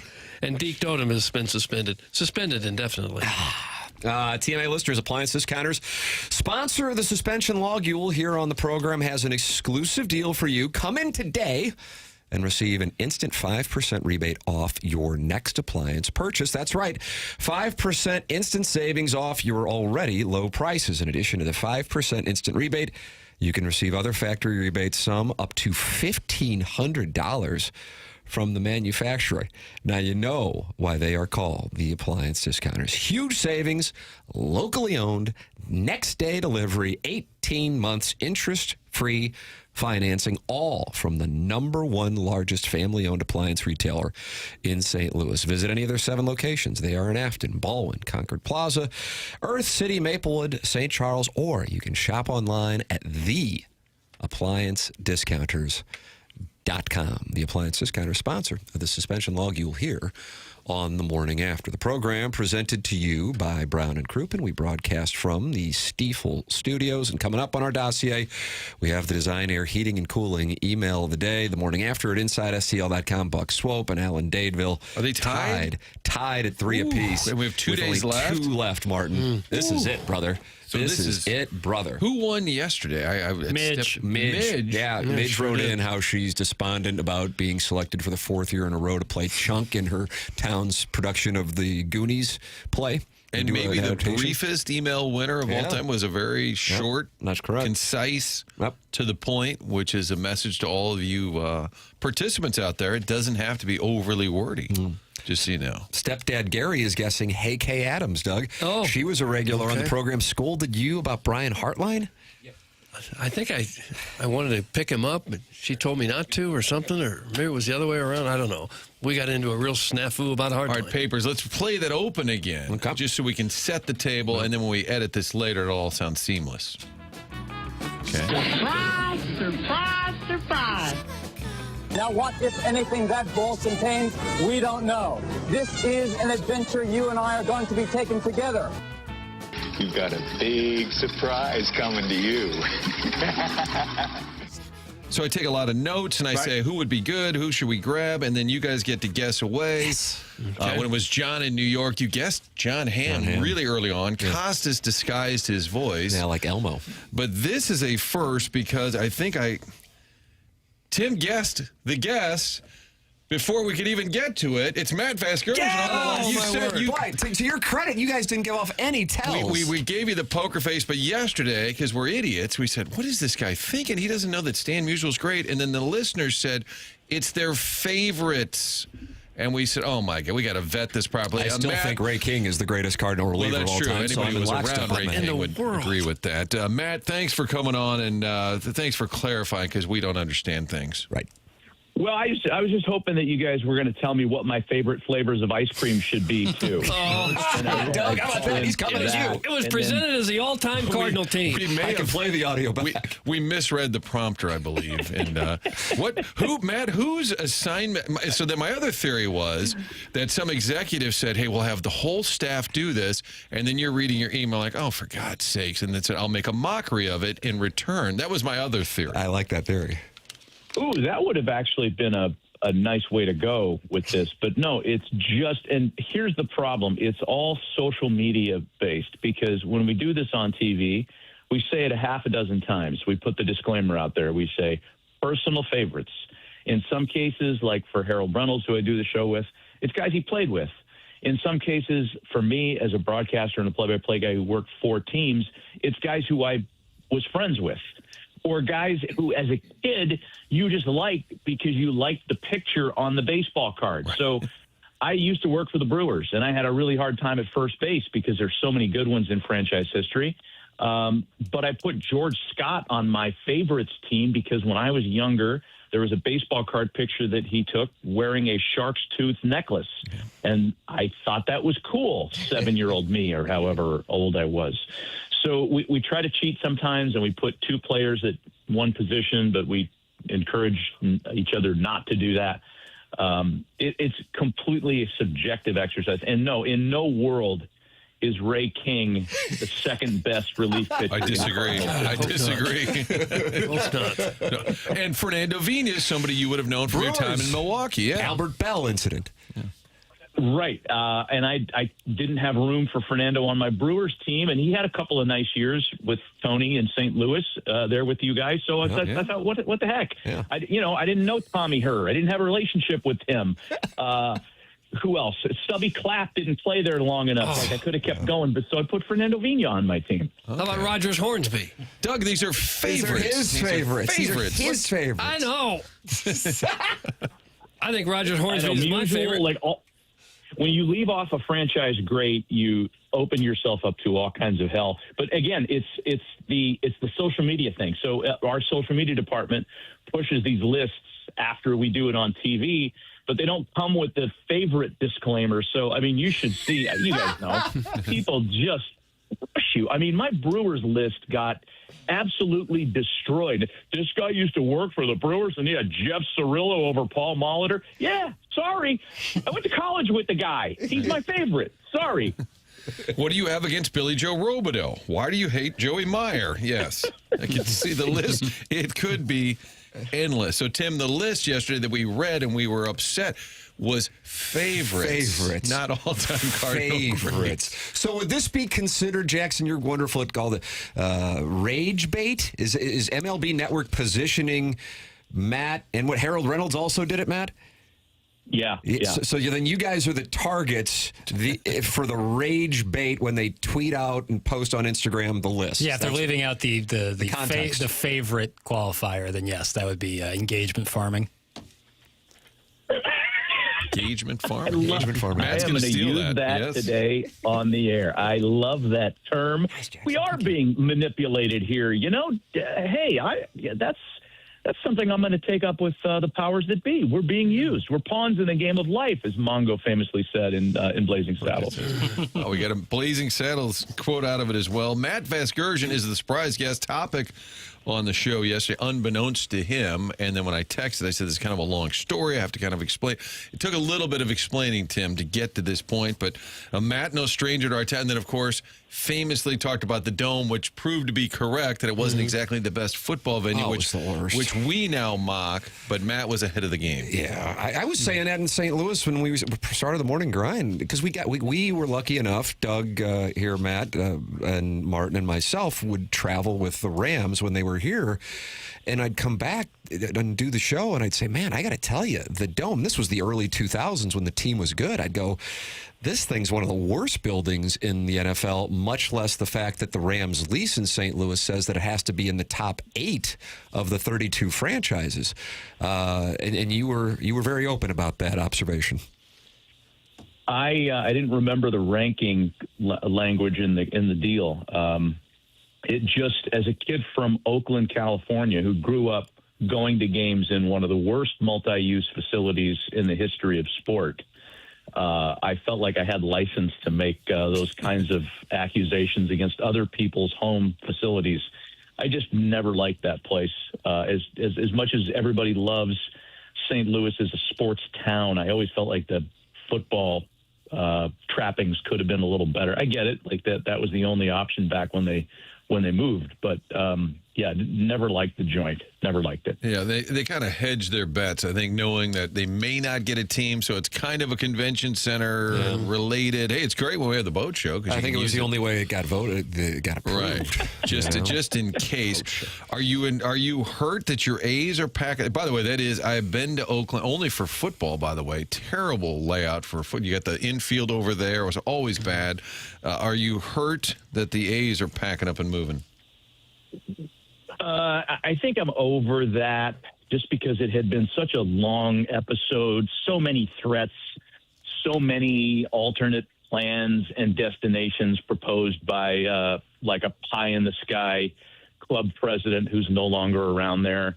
They were going to build a thing on a site that hosted a college, and they were going to have this tram system, like a Disneyland thing, where you could get in the sky buckets and get to the ballpark. I'm like, my God, you guys don't even have a ballpark blueprint, and you're already coming up with all this alternate space alien transportation to get in there.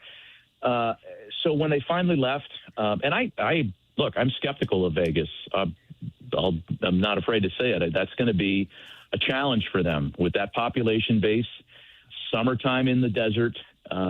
Unlike what happens in the NFL and the NHL to an extent, you're not going to have people flying in from Cleveland because the Guardians are playing a 3-game weekend series and going to all 3 games. They might go to 1 game. Last time we checked, there's a lot to do in Las Vegas.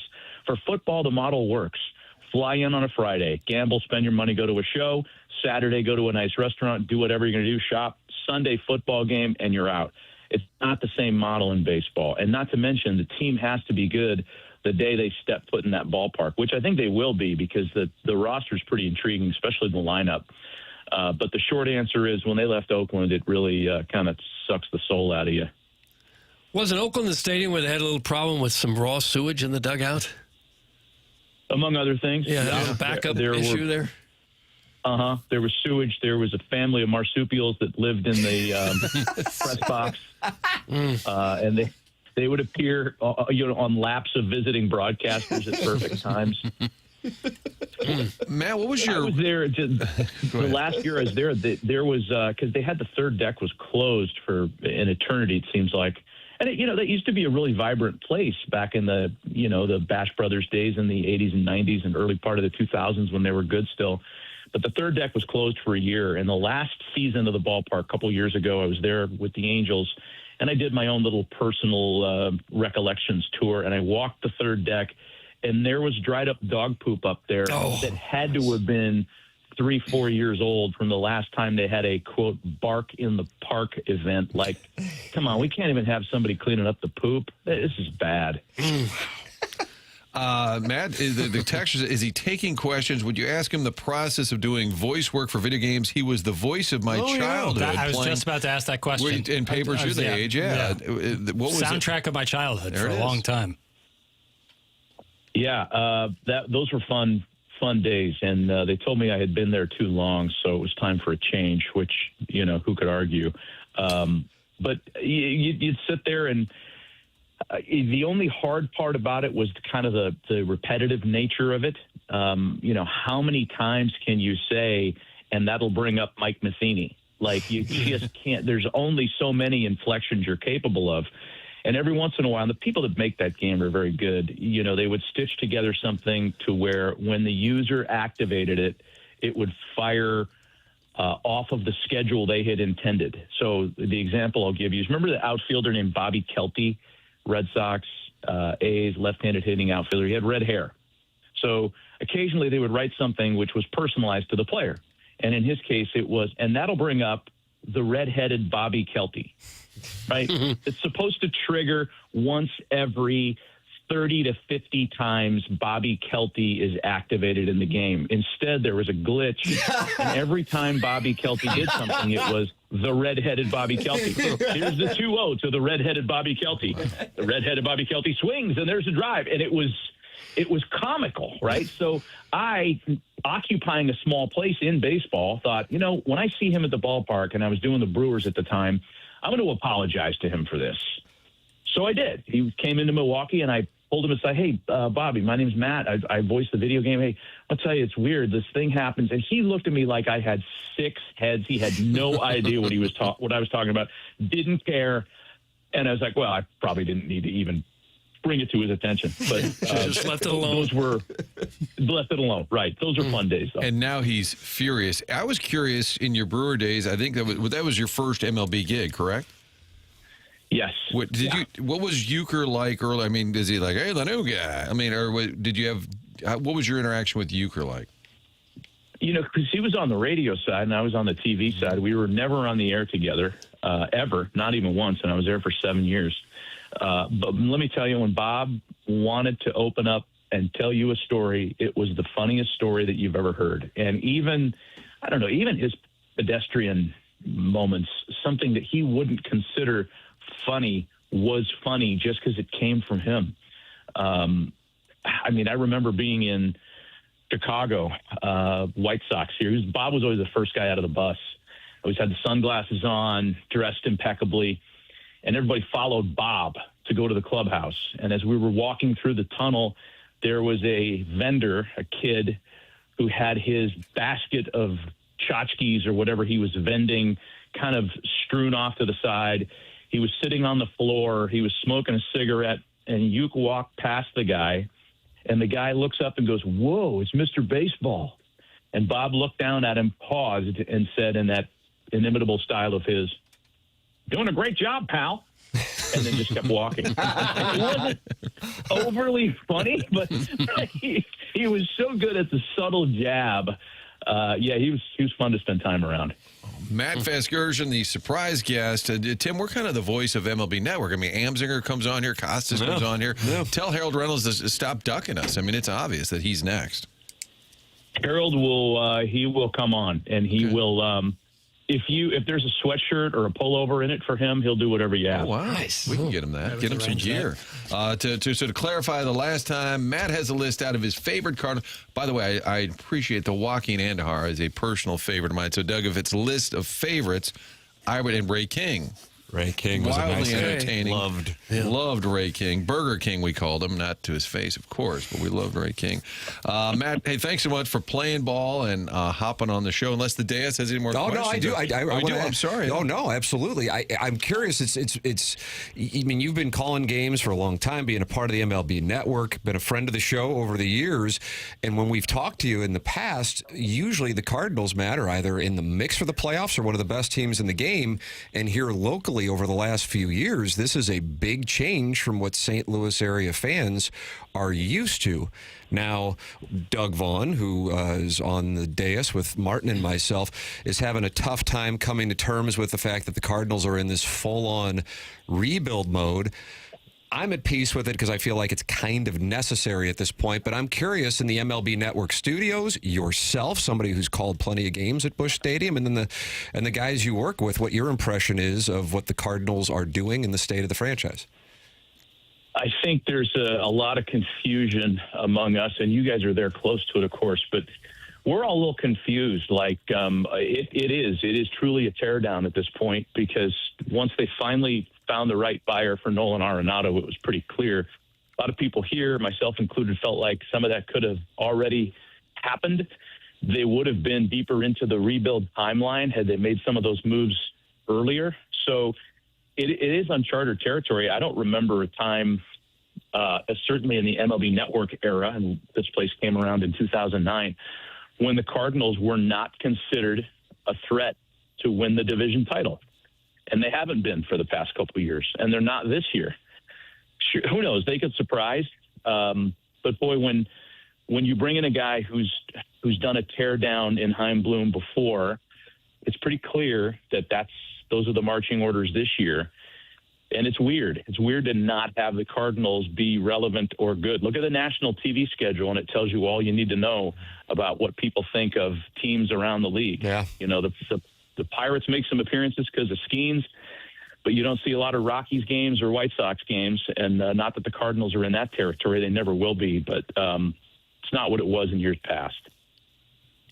Yeah, I just can't get excited about trading away your top players, even though they're 30, late 30-something, not what they were, and paying most of their salary and not getting much in return for it. I just don't know how that helps you much. No, that's a good point. I mean, the fact that they're buying down a lot of the nickel on Arenado to play somewhere else, and by the way, probably play pretty well. I think he's got something to prove now. That's discouraging for fans. I get it. I've been that fan before for most of my life, as a matter of fact, so I get what Cardinals fans are feeling. Matt Vasgersian with us here on the program, giving us his perspective. And, Doug, now we have a better understanding of the list that, as we've determined, was rage bait. And now you get to use Jackson's term today, Matt, engagement farming. You and Harold, the victims of engagement farming, your pawns in the game. And hopefully this will lead to some kind of bonus and or settlement with your representation in MLB Network. We'd be happy to represent you. I've written it down. I'm sitting next to Harold right now, and we are leading with engagement farming today. Jackson, you're making your debut on MLB Network. Hell yeah. Yeah. Matt, appreciate the time, man. Always great to talk with you. Thank you so much. Good talking to you guys. See ya. Thanks, Matt. That's Matt Vasgersian with us on the Collier and Thompson phone lines. Tip of the cap to Martin and Jackson. I guessed the guest, and they didn't give off any tell. I mean, these guys are tough to play against. Very tough to play against. They didn't give it away right up until the time Martin said his name. That's right. That's right. Well, when you said it, I thought inside, I was like, holy crap, that's never happened before. And I know it was a topic yesterday, but I was like, we got to get him. Once it was determined that we were wrong and we're idiots, so the text exchange with him had to kind of explain this a little bit and had to kind of own it a little bit. Yeah. And he likes to play ball, as you can tell. Absolutely. I mean, even early on, I think he was one of the first we know Joe Buck, and he does that kind of sarcastic, has fun with games. Vasgersian was doing that a long time ago. I was looking at his Wikipedia. I didn't know he would call poker events, World Series of Poker events, and that's you got to be a real broadcaster to be able to kind of make that exciting, yeah. Right, make it entertaining. Was that Norman Chad, Doug, who was the color analyst with Ron McKernan? Yeah, I seem to remember on the video game. That's what it always was. You played PlayStation World Series of Poker? Xbox 360. Wow, that's incel season. I was 9 years old playing no limit on my Xbox, grinding, folding for 4 hours playing video games. Xbox hot as a oven. Movie boy, did you know that Matt Vasgersian was in a film with Robert Redford? Was he really? Wow. Natural? The Candidate? Redford. He was in The Candidate? Yeah. Uh-oh. Wow. Good or bad? Good. Candidate's great. Good. Old, but how old was Matt Vasgersian, The Candidate? Doug? I don't know. I would guess now he might be 50. Oh, he's probably pushing close to 60. Is he really that old? He's very 60? youthful. Is that right? He's probably late 50s. Yeah, he's 58. a youthful late 50s. Martin Trade Herrera's insisting that he gets credit for getting the guest on today. I would imagine you have Matt's number. Did Trade Herrera get Matt Vasgersian on today? No, he wants credit. I don't believe Trade Herrera was involved, and he's sent it a couple times. Doug, who is this Trade Herrera? I don't know. Trade Herrera, I'm going to need a little more information how you helped, if you could. I'll type in Trade Herrera's number into my phone to see if it's somebody that I know, but I don't think so. Trey Herrera, thank you for your help. I debated when Tim said if I should just go, oh my God, you got it. Then I thought, no. No, you carried it out. No tell whatsoever. I'm impressed. You're welcome to get involved. We got that Design Air Heating and Cooling email of the day coming up in 45 minutes. How can you participate? The morning after at InsideSTL.com. A $10,000 HVAC system from Design Air Heating and Cooling is on the line for the winner, the emailer of the month. And if you would like to submit your business's prize for the emailer of the month winner for the month of February, email me at tmckernan@InsideSTL.com. We'll get together, Doug. We'll have libations at the cocktail lounge of your choosing, as long as it's within a 5-minute drive of my home. Right. And then maybe we'll go out and shave strokes, and you'll get to see my compression. I mean, the divots, just unbelievable. Okay. You like your divots now, do you? Mm-hmm. Yeah. You think you could sell those to some of the listeners? I was really shallow before working with my guys out at Elevate. And my guys out at Elevate are going to be out at the St. Louis Golf Expo this weekend. Papers, you thinking about going out there at all? Yeah. I'm going out there. Well-dressed Tony got some passes. I'm in between on if I need a new putter or not. You and Scotty? No, I'm open to anything. But I've had this putter going on 15 years now. So are you making putts with it? I'm comfortable with it just because I'm used to it. But I've used other people's putters before, and it has felt better. But it's not about price; it's about feel. But I love going out. I'd love to go out there, man. SSM Health welcomes the St. Louis Golf Expo. It starts up tomorrow, and it goes through Sunday at St. Charles Convention Center. Get bonus golf balls and Pro Tour tickets while they last. It's all presented by the Post-Dispatch. And then you can test big brands with Pro-Am Golf.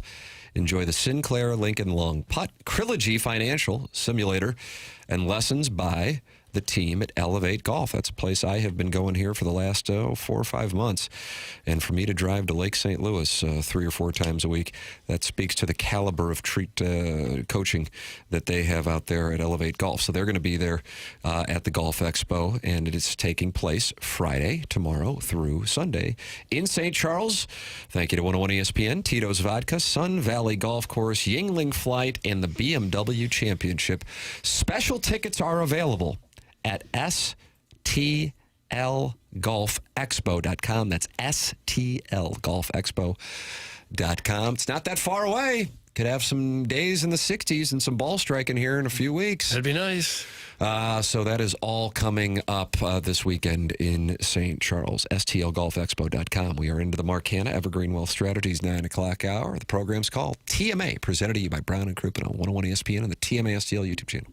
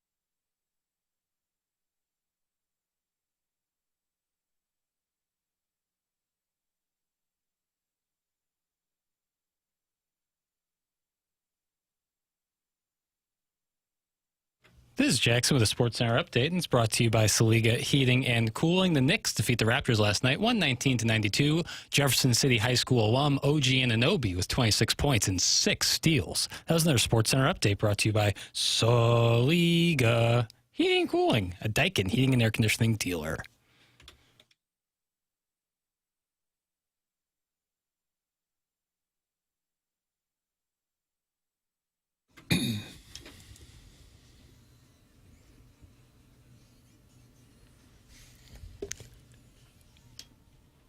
I can picture the music video. I'm sure you can too, Doug, but I can't picture it. Soleil? John A.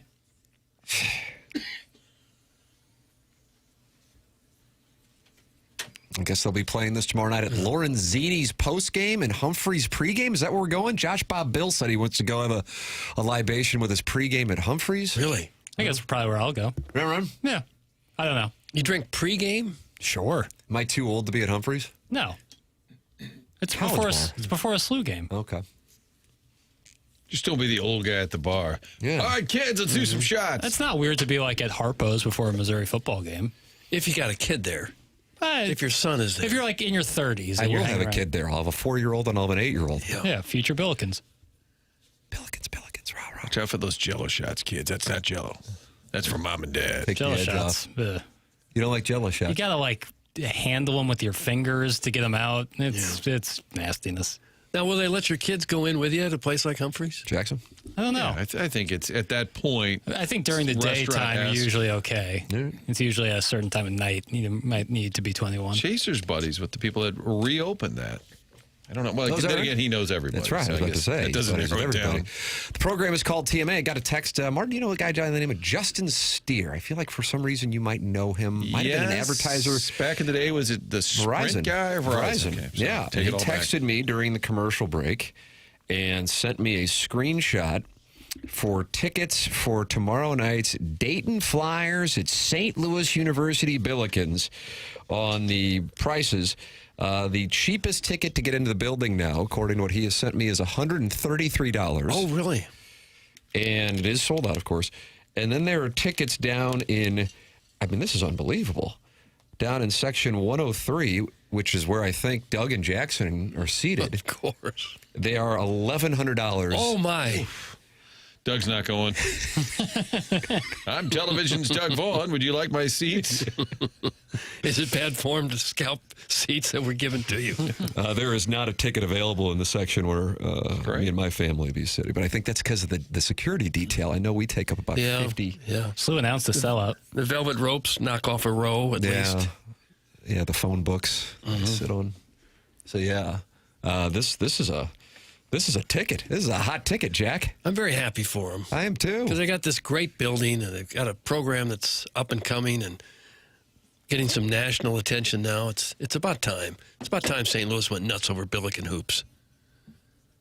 Billikens? Rah, rah, rah. Billikens, shish, boom, bow. Nice. Guys, Humphreys gets packed pregame.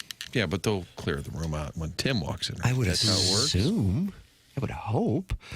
You're welcome to text in 314-399-9646. You're also welcome to call in the Callier and Thompson phone lines 314-974-0101.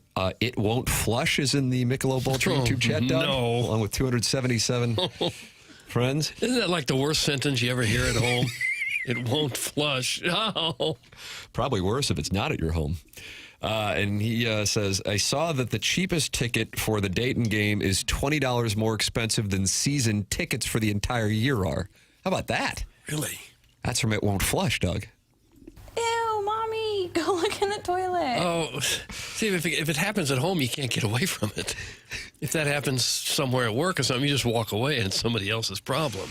Well, what if you're a dinner guest at somebody's home? Oh, see? How embarrassing would that be? And I guess the first time nobody came for a while. No. I was in one of the wrong ones, and then I just switched over to a busy one, and then, I don't know, just some chick came in and supposedly she saw me or whatever. No, that's not funny. Is there, if he comes on the show, is there a second question problem, or is it all about is it all under the one umbrella of well, what the hell? I think you regale that tale. He regales us with that tale, and then we ask, have you been in any other porta potties since? That's number 2. Is there a certain brand of porta potty that's best for that's a good question. Okay, so you're inhabiting third. Because I felt like the whole point, because Chairman Kurt sent me porta potty guy's number, and I thought it'd be a really unique surprise guest, to say the least. And I thought the only real question, there's only one, which is, dude, what in the hell? Have you ever caught hepatitis from this? Okay, now we're on to 4th. Okay. So now I'm starting to think this has got legs.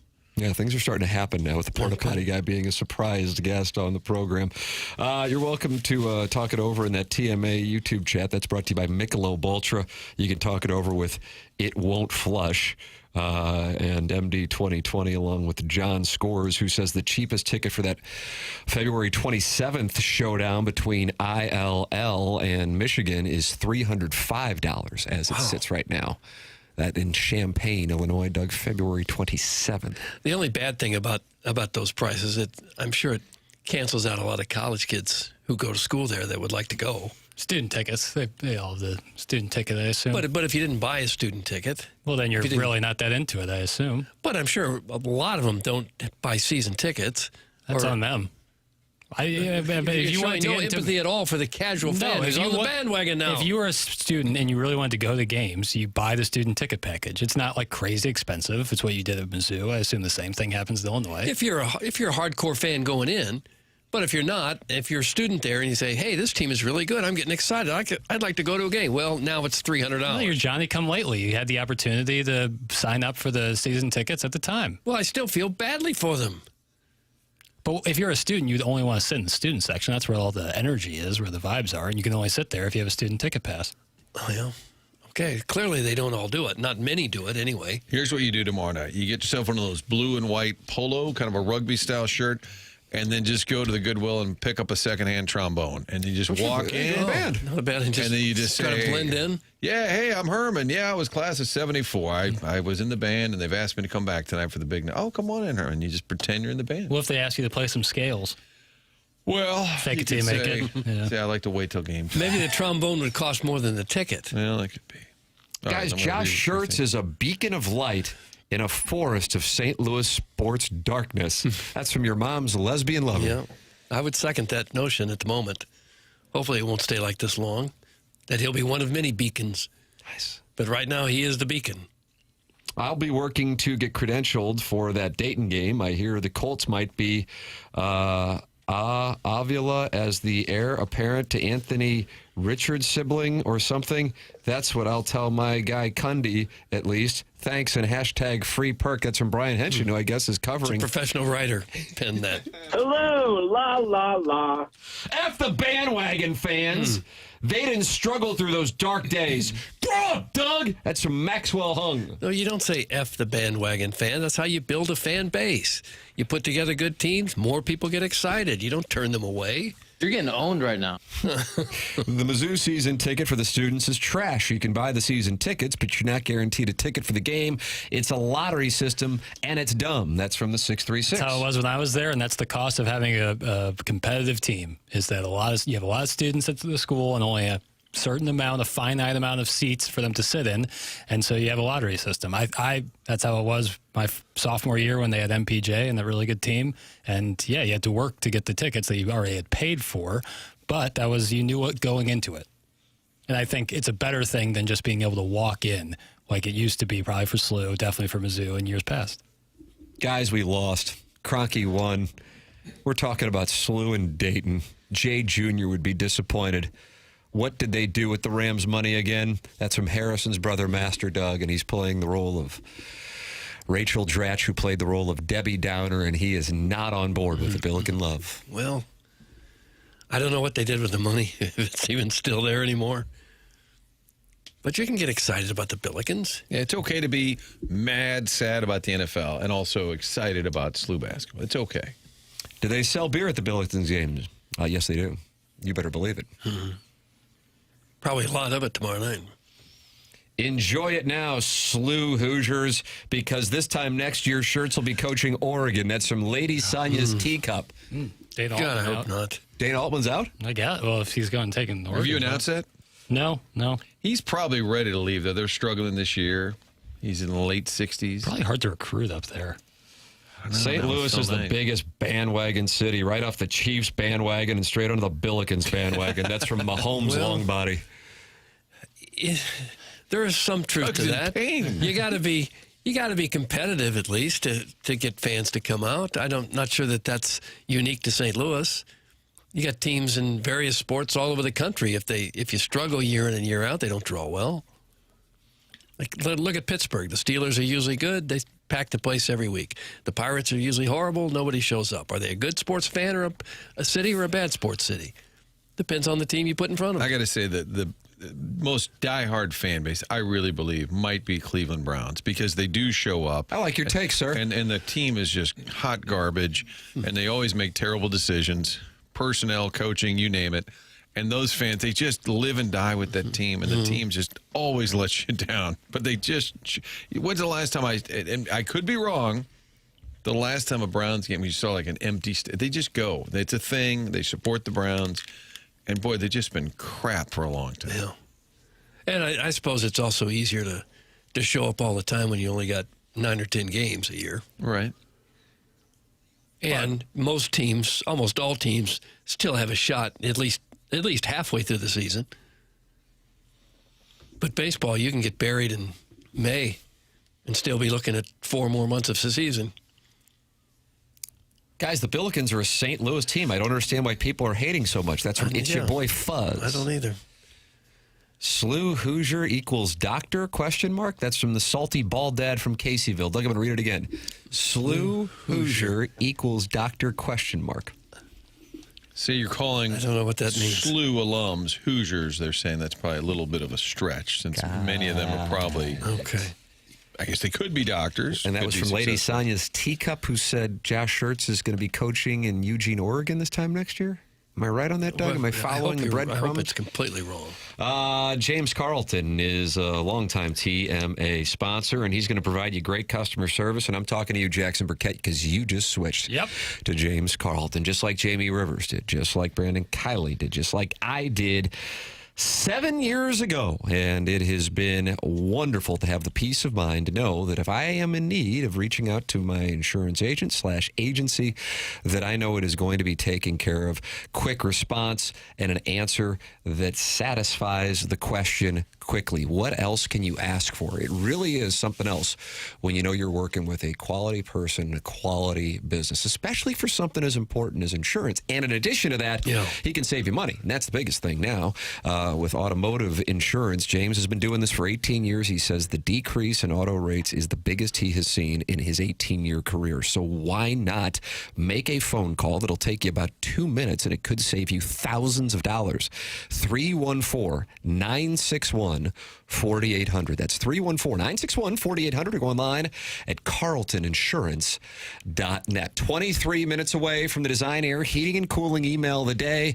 Down the stretch they come. We have today and tomorrow left in the month of January, and that means if Buck Swope were to win today and Alan Dadeville doesn't win tomorrow, Buck Swope wins a $10,000 HVAC system tomorrow at $10,50. And the vice versa is true. But if neither one wins and they finish tied at 3, Doug, we have a $10,000 email of the day on Monday. It's a lot of pressure. Unbelievable. That's what's going on here. The morning after at InsideSTL.com. SLU's one step above high school basketball. That's from Rusty Shackelford. What a terrible blocking. Rusty Shackelford's got to go? Yes. Are you suspending him? I'm going to suspend him. I'm going to suspend him for the take. Where's my pen? Who got my ink pen? Here it is. All right. What'd you say his name was again? Rusty Shackelford.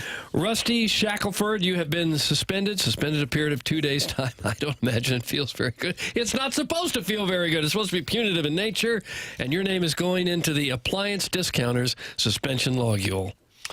Guys, your texters hate SLU because they went to Flow Valley or similar quote-unquote educational venues because they didn't have the grades to be accepted to St. Louis University. War Billikens. Suck it up, losers. That's from the Veiled Prophet. Huh. And if we were smart, which we weren't. No. SLU's pretty hard to get into. Harder than Mizzou. Jackson, you seem like you're I would. I think sheer numbers, a public state school and a private, school are going to be hard to get into for sure. Yeah.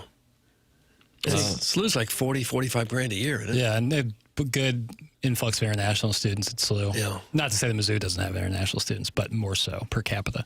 Do you guys need a chauffeur from Humphreys so you don't need to walk to the arena? It's definitely going to be a security issue for Tim. That's from the Heiser House Hooligan. I think that would be nice. How long is that walk?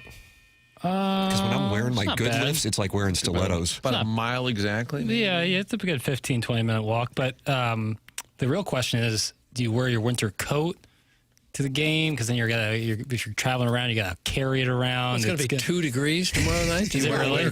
I'm surprised to hear you ask that question. It's going to be 2 degrees. And what's the alternative to not wear the coat? Well, bundle up wear like a long sleeve and then a hoodie. Something that you can keep on. I don't know. It's always a tough call. Bringing the winter coat to the bar is always like a tough thing. Yeah. Most of the time you can leave the coat in the car and scurry into the bar and not have to deal with it. Right. But if you're Ubering, being responsible, then it's also tough. Take the shuttle from Humphreys to the game, boys. It's the best ride in town. That's from the 314. Huh. Okay. And Illinois is the hardest of all in this area to get into. That's from Lisa, and she's a gem. Jackson's nodding. Really hard to get into Illinois. All right. Yeah, it's a good tip school. of the cap to Mark Milton then, Doug, huh? Yeah. Really good business school. Really good. I only had a handful of people. Yeah, but how's their journalism school? Lackluster at best. Hey. Lackluster at best. Pondoff, how'd you get in? Nice. Ooh, yeah, I don't know. SLU is giving away thousands of dollars in scholarships because nobody's going there, and Billiken basketball is going to change that. That's from that name. What do you mean no one's going there?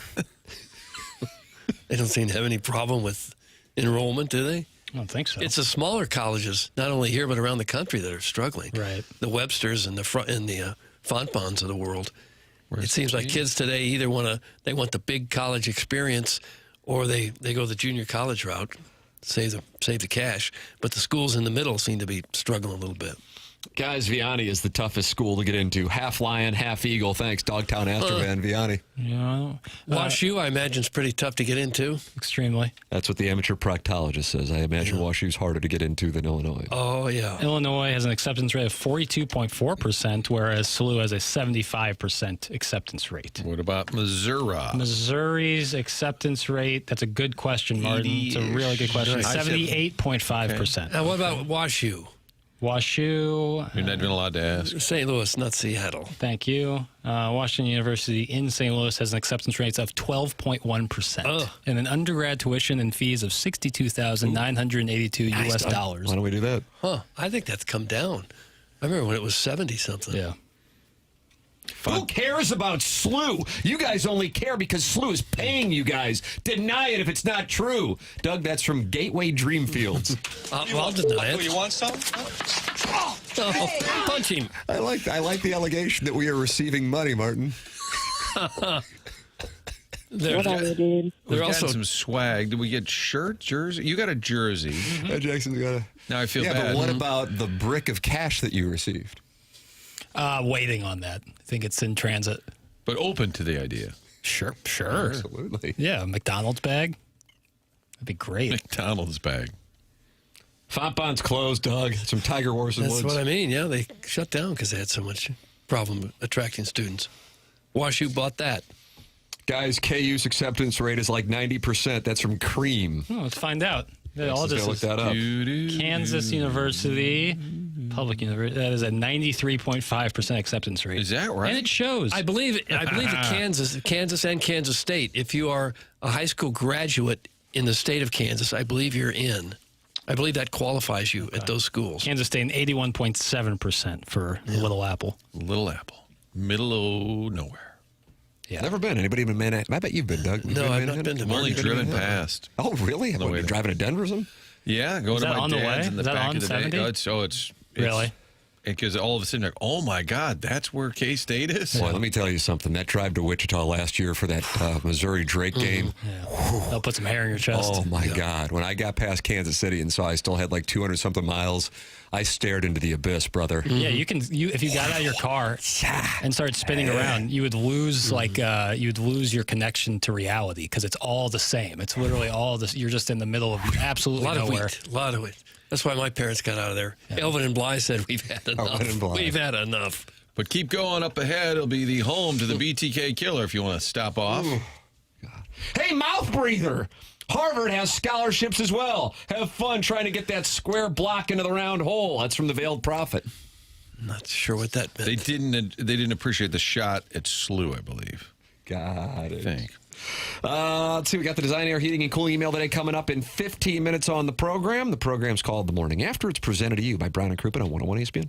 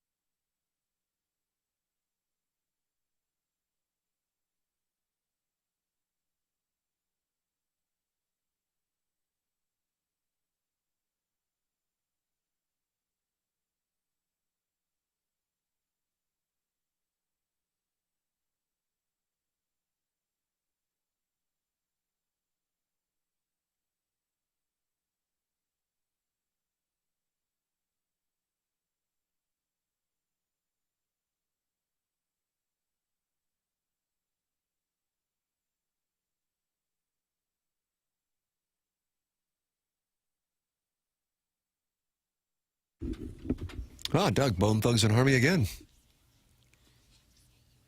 What do you think, 93? I just don't know the date. I'm going to say 94 to get me 95 and 93. It's risky, though, because I'm taking 92 out. Papers? I'm looking it up as we speak. Crossroads by Bone Thugs came out. Nervous. Released in April of 1996. God bless America. It can't be right. A couple weeks, do you some good? 2 weeks, maybe down in Jupetown. Real Housewives of Jupiter. This song won a Grammy for Best Rap Performance by a Duo or a Group. Yep. Maybe some time at the Betty Ford Center would do you some good. Take the edge off? Yeah. Guys, I believe McKendree has a 1% acceptance rate. That's from Beer Cats. 1%. What would be the hardest school in the country to get into? Harvard, probably, right? Let's find out. Missouri journalism? Probably not. Missouri journalism. You're good to get into. All right. I'd like to see the Ivy League rankings of this. Number 1 is Harvard. Number 2, California Institute of Technology. 3, Stanford. 4, Columbia University. And then 5, MIT? Princeton. MIT comes in at 6. University of Chicago comes in at tied for 6th. Chicago, stand up. I'll be darned. Vanderbilt at 11. Duke at 14. Caltech is where all the computer guys go, no doubt. Yeah, and MIT, yeah. Yeah. Well, that wasn't for us. Doug, we got some Blues news. You wanted some good news? Yeah. All right. Well, the Blues have placed Dylan Holloway on injured reserve, so we don't have any good news for you. I'm sorry to say. Lower body injury. Matt Luff and Hugh McGing have been recalled from Springfield. Hugh McGing is on The Simpsons. No, he's on the AHL team. At least they're only playing the 2-time Cup champions. Matthew Tkachuk in the house tonight. Surprise guest. I tried to get him on when he was out, and he said, focused on the injury. I think he was trying to lay low while also opening his own brand, I believe. Yeah, podcast. Yeah, with Brady, I believe. In the house today, Big Walt. I'm sure he'll be spotted on the Jumbotron.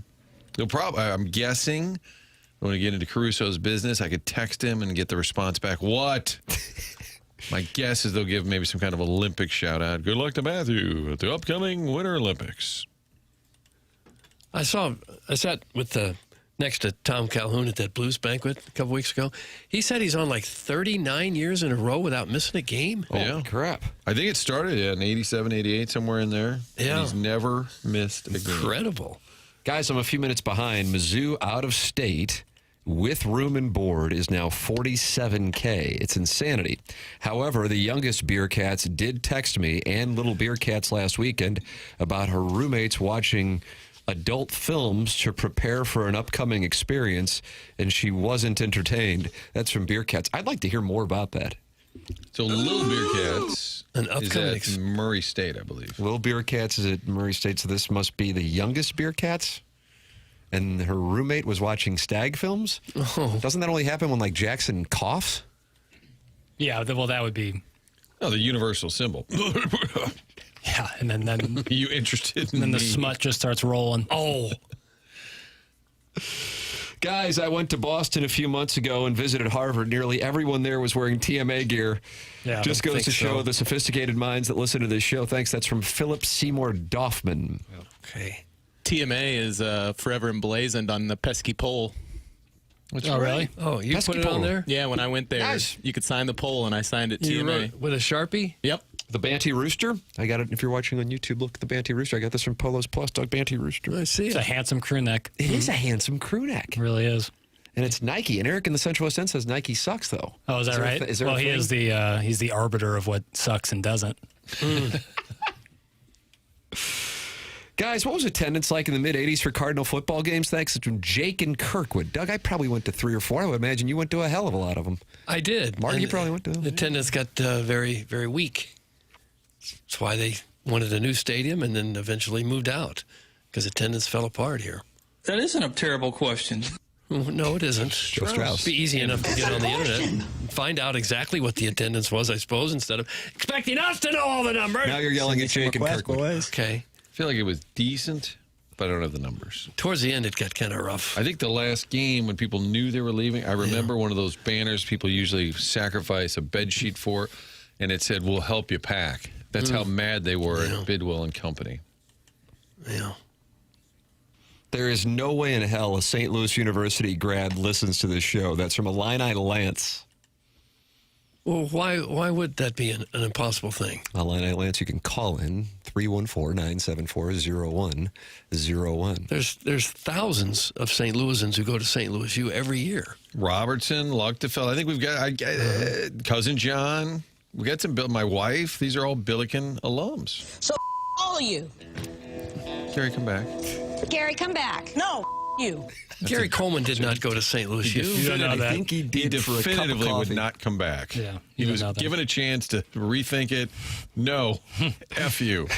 Send me a TMA hoodie so I can wear it down here in Sanibel. It'll make for an interesting conversation with all the olds at the local coffee cafe. That's from Sharon in Clayton. Doug, is that the Sanibel Bean? I don't know what it is. You ever go to the Sanibel Bean? No. That's where I go. She's hanging out with the Cotton Tops. And Jackson goes hunting for cotton tops with Cougar Hunter Jake. Jake, yeah. By the way, Illini Lance did say, "No hat, Jackson. Lancey likey." Letting that scalp breathe, baby. Is that right? Yeah, our guys over at Healthcare Evolution. Yeah. Did some work on my scalp Logan on Friday. Taylor. That's that Logan Taylor. It was 6 days ago, and part of their... How's it doing, huh? Well, you know, it's a... you got shrub sprouting, bro? It's a process that's going to take a little bit. Any hair loss, any hair restoration treatment is going to take a while. It's not an overnight thing. But one of the suggestions that they gave me was let that scalp breathe, baby. Don't always wear hats as much. So I'm taking that to heart because I'm really trying to... this is my push here. I'm going all in. This is your time. I'm going all in. Oh, yeah. Yeah. Illini Lance sits in a corner of a circular room and dreams of being a cuck to the St. Louis University alums. That's from the Heiser House Hooligan. Very weird. So the alums just come in and he sits on a Davenport? Is dreaming about getting cucked a cuck in itself? Wow. You know? That's so existential. It's like if David Lynch made a cuck movie. David Lynch recently passed, am I right? I don't know what happened to Lyncher. Yeah, R.I.P. You like that Blue Velvet papers? I'm a big Mulholland Drive guy. Sappho's. Yeah, strong Sappho's. But do you like Great Blue LA Velvet? movie, too. I like Blue Velvet. Find the ear at the beginning. surrealist thing with Lynch is tough for me. Some things I really like Twin Peaks is amazing and crazy that was on network television. Hopper, like that PBR. Yeah, but some of it doesn't work for me. But I really love Mulholland Drive. Okay. Wasn't the question, but okay. No, it wasn't. It's okay. Got a long-winded answer. Guys, are there any available Vianney grads we can import up here to deal with the snow? That's from Jugs in D.C., who's looking for some manual labor in the District of Columbia area. Vianney's not going to send out a group of kids to go shovel snow somewhere. Like an independent study. How mad would you be if you paid to send your kids to Vianney and learned that they got to go on a 3-day field trip to some other city to shovel snow? That'd be tough. Hey, guys, I'm a SLU grad, and Gary Coleman and I took Victorian literature together in 200004. Thanks. That's a big tough. So there it is. That's we a definitely have SLU grads because remember, I think it was Eric in the Central West End called in about the haunted steeple. Oh, yeah, that's right. Steeple of some sort was haunted. I don't remember. But that's a class that comes in handy throughout your life. Victorian language. Victorian literature. Yeah. All right, here it is, Doug. I mean, it's time. This is. I mean, Buck Swoperell and Dadeville could be on the verge of, at the very least, clinching a tie for the $10,000 HVAC system. Chairman Kurt, how are things in our The Morning After at InsideSTL.com? Design, Air, Heating, and Cooling. Email of the day folder today. I would describe today's batch as a little top-heavy. Top-heavy? Huh. Kind of like the Big Ten? Oh, yeah. That's perfect assessment. Tim. Meaning a couple are really good and the rest not so much? Yeah, Doug. Okay. You just got talked down to in 2 words. Yes. Okay. Just want to clarify. Who was that paper? Curbs. Yes. Let's see. If you want to hear us get talked down to, go back and podcast the program. The podcast sponsored by Schaefer Door Company. That's Jason Gosrow and Schaefer Door Company. When the temperatures are cold, that's when garage doors break, and that's where Schaefer Door can save the day. Go to SchaeferDoor.com at SCHAEFER door.com. Call or text 636-782-3608. They service all kinds of garage doors for service and new installs with LiftMaster. LiftMaster is garage door openers, and they are strong, quiet, and versatile. They have Monday morning standby service for the doors that break over the weekend. So if that happens over this weekend, just go to SchaeferDoor.com. They will be out there first thing Monday morning. Doug, I got a high of 18 tomorrow and a low of 6, and I got a high of 20. And Jackson wants to know if you should wear a winter coat tomorrow. I don't like to travel with it as much, but I probably still too cold. Low of 4 on Saturday and Sunday. We're going to get a warm up next weekend, though. High of 43 on Friday and high of 46 on Saturday. Oh, take that. Yeah. Pony. Thank you. Go to SchaeferDoor.com. Call or text the number they set up specifically for TMA listeners. It's 636-782-3608. Schaefer Door is a LiftMaster partner. Design, air, heating, and cooling. Email of the day next on the morning after 101 ESPN and the TMA STL YouTube channel.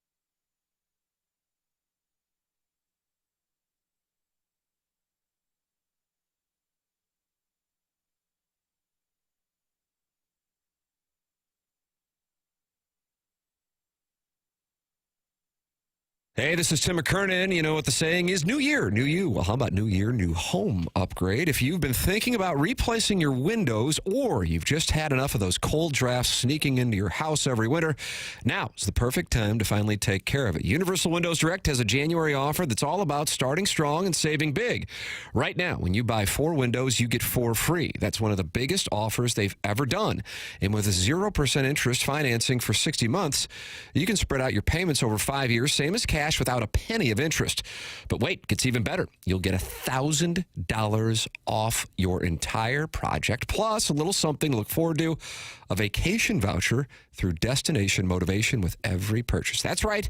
You'll go from winter chills to a warm getaway on Universal Windows Direct. So, if you're ready to start the new year by finally checking this off your list, call 314-334-2522 or visit universalwindowsdirect.com to schedule your free estimate. Buy 4, get 4 free, 60 months interest-free, $1,000 off, and a warm vacation to look forward to. And like me, you'll be saying, I love my windows.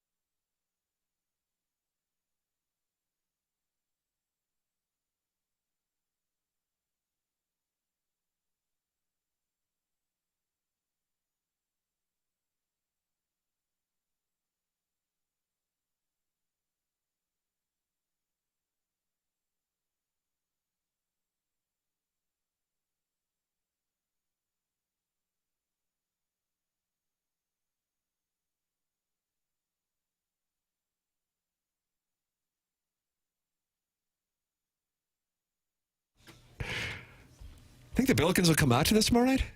Wouldn't surprise me. Building would be up for snatch grabs.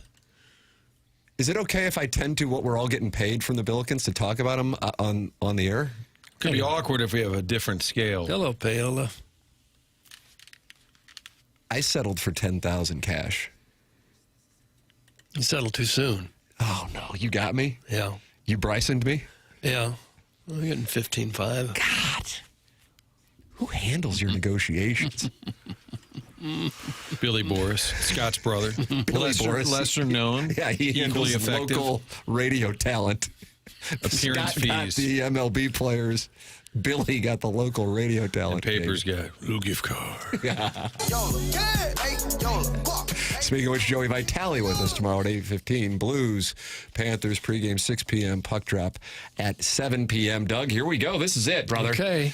Buck Swope or Alan Dadeville can clinch at worst a tie by winning today's Design Air Heating and Cooling email of the day. And in honor of the Pro Football Hall of Fame, please keep personal biases aside. Amen. This is strictly an objective decision. Tim, Martin, Doug, and Jackie. My, how the mighty have fallen.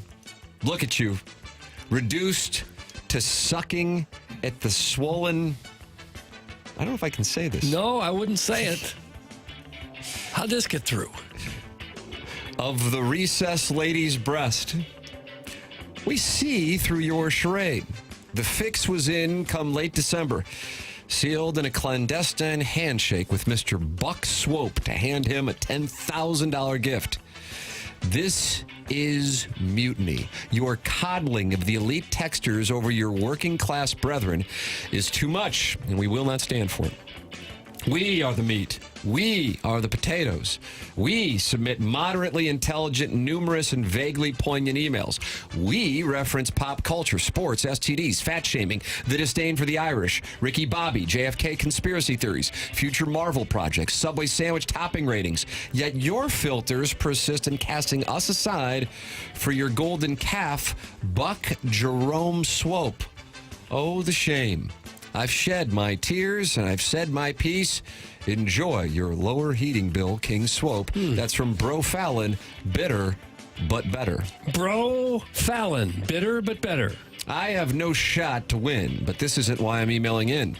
I have to shed light on what's happening in this competition. I've been doing my own investigative journaling, and I smell a rat in the TMA studios. I have proof that Alan Dadeville, Buck Swope, and Uncle from across the couch are all, in fact, aliases for none other than your own Doug Vaughn. This isn't a one-man operation, though. Other players involved include the Illuminati, Fidel Castro, and no surprise here, Nevin Shapiro. This may be shocking and alleged for now, but I couldn't hold the secret in any longer with the prize being so close to being awarded to a fraud. The complete case files will be shared tomorrow on my podcast, The Tin Man and Pablo Torres Found Out. That's from The Tin Man. The Tin Man. Hey, guys, Jackson doesn't have to say it, but I think he could eventually have a future in public speaking, actually inspiring others. Look at him. He went from taking movie tickets to working a dead-end sports radio job in a dying city whose sports teams are absolutely crumbling, about as pathetic as any era in their history, and yet here you are. If he can make it through this, he can inspire millions across the country, not just to survive, but to thrive. Respectfully, that's from the Hunchback of Vaughn Castle. Hunchback of Vaughn Castle. Misconnections, South County. Your tribal tattoo and spoiler on your Honda Accord stopped me dead in my tracks. The Raise Hell, Praise Dale bumper sticker on the Accord also represents the true identity and duality of man. Boy, you got some range.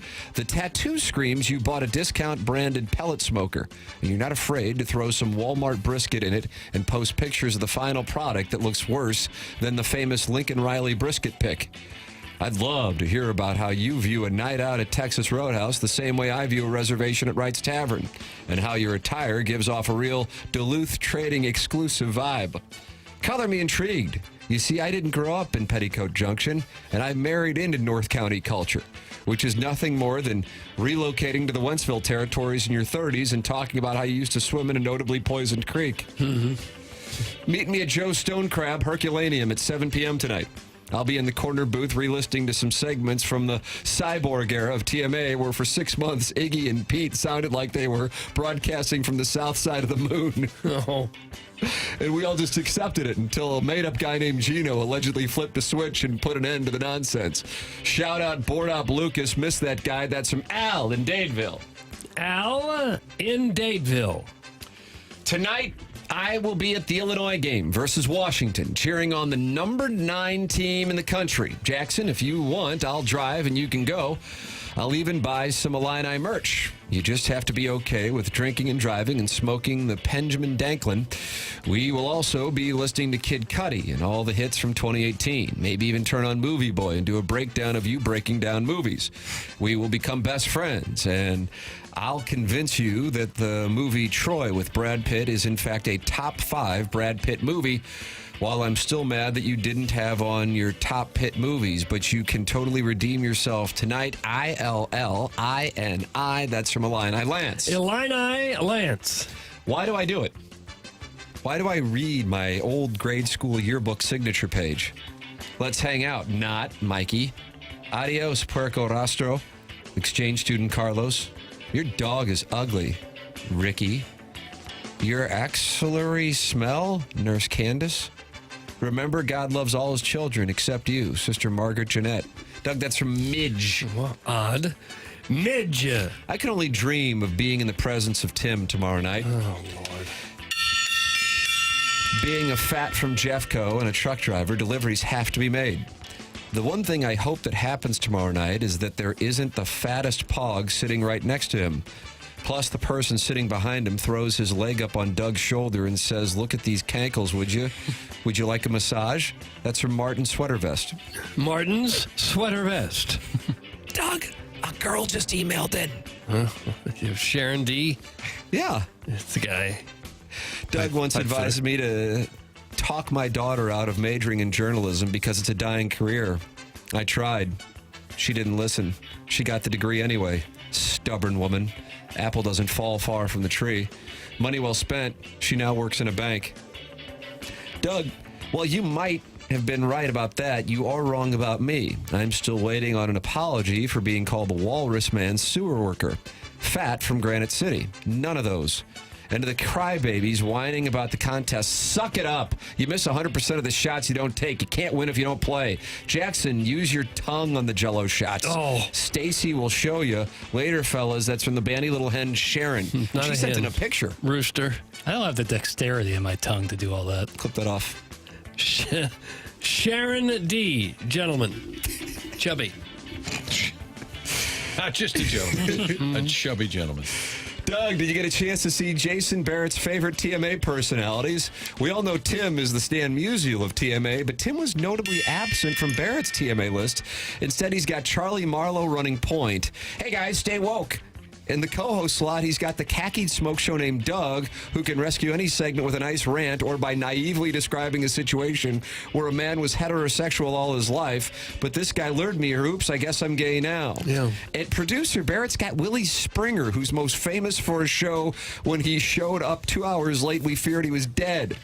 Favorite TMA intern? You guessed it. It's Evil David Letterman, the 53-year-old who had a nice 2-day run back in 2014. That's the GOAT. For favorite TMA texter, he's got Arbor Day, who famously described this program as a, quote, no-kill moron shelter. Oh. And observed listener of the month has become the Nobel Prize for guys whose wives want them to talk to someone else. Favorite emailer? Plops here. Favorite caller? I would have gone Tucker or Bruce, but he's got Spready, the older Granite City gentleman who maintained he was not gay, but offered $1,000 for Iggy and Plowsy to kiss each other for 8 seconds with tongue. Hilariously, Iggy rejected the deal because he didn't want to take his mask off during the COVID-19 hysteria, but countered that he'd use his hand on the plowboy instead. No. Oh, what a tangle the web we weave. That's from Buck Swope, DBA, the recessed lady's breast. Buck Swope. I'm a good person, sure. I steal office supplies, but I do at least a 2.5-minute standing ovation when former Cardinals return to the stadium. I don't put together lists intended to make Doug lose his mind for engagement. I rarely troll people on social media, and when I do, I am just having fun. But life is still giving me a beating, like my man cankles and inability to keep a secret. But I am finally figuring out the recipe to turn it all around, as I am renaming my lawn jarts team to the Pine Lawn Blue Fog of Truth. That's from Shooter McGavin, the vice president of Doug's insatiable fascination with pogs, even if no one will tell him what it means. Shooter McGavin. I was a child prodigy. As a 7-year-old, and a 7-year-old me would have recognized Tim's excellence. But this email's about safe sex. Sunset Hills, 5 Below. He was buying fuzzy dice for his LeBaron rearview mirror. Which color, purple or red? He ended up buying them all, so I helped him carry them out. Again, he asked, which color? I replied, I think purple still. He smirked and said, I am talking about prophylactics. Oh, this parking lot used to be for rock bottom, and I'm about to rock yours. Oh. He must have been a fan of the Olympics because he just started bobsledding right then and there. Oh. That's from Ayla Faye, and then her last name is Nell. Jodie Foster, 95, right? I don't know. Ayla Faye Nell. How's that spelled? Jodie Foster? No, Eyla, Martin. And then Nell. I think the phonetics on that is Isla, Doug. Kind of like Maya culpa. Okay. Hey, boys, Doug, you're looking cute today. That's from Bill Brasky, and that's who we have. That's the email. Heating and cooling. Email of the day. The secret ballots will be filled out, and the winner will be announced at 10:55 right here on this presentation, the Design Air Heating and Cooling email of the day. And down the stretch they come, brother. And down the stretch they come, comma, brother. If your teeth aren't looking good, I'd like to recommend Dr. Brandon Pryor at 100 West Dental. If you're dealing with some kind of tooth pain, I'd like to recommend Dr. Brandon Pryor at 100 West Dental. He has a huge staff at 100 West Dental on Manchester in Baldwin. And if you are dealing with some issues like I was a couple months ago, I went out there and saw him, and the man saved the day. For the TMA audience, Dr. Pryor is waiving the cost of a 3D scan and implant consultation. That's a $450 value. It's on the house, just to see if you are a good candidate. Get your smile and your life back. Call 100 West Dental at 636-585-0100 or visit 100westdental.com to schedule right from your phone. Tell them that I sent you for a complimentary implant consult with Dr. Pryor. It's 100westdental.com. Most dentists charge you $500 just to find out what's wrong. Not Dr. Pryor. It's 100 West Dental. 100westdental.com on Manchester in Baldwin. Martin, headed to onboarding. We are headed into the 10 o'clock hour. The program is called TMA. It's presented by Brown & Crouppen from the Stiefel Studios on 101 ESPN and the TMA STL YouTube channel.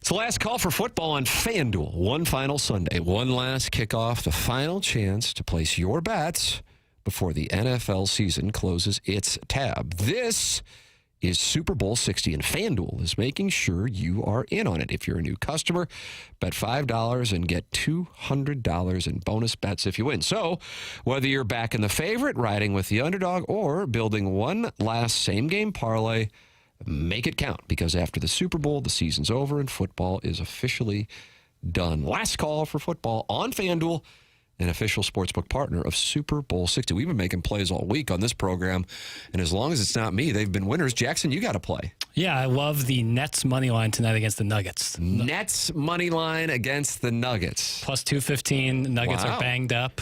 Michael Porter Jr. is higher than a pistol right now for the Nets. I like him taking on his former team. Yep. Okay. Well, I'm getting paid 2-1 on my money there from Jackie Papers. Visit FanDuel.com/local to get started. Must be 21 or older and present in Missouri. Gambling problem? Call 1-800-GAMBLER.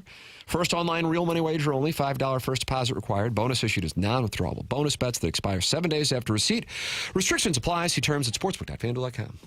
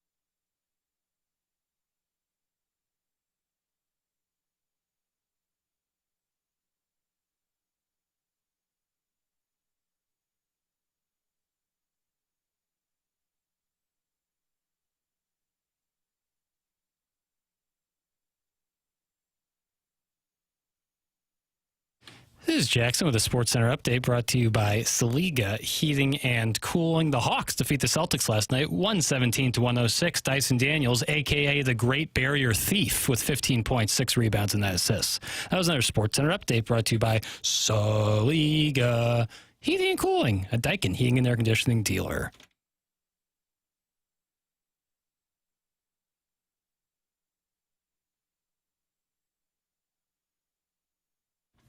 Is this Men Without Hats?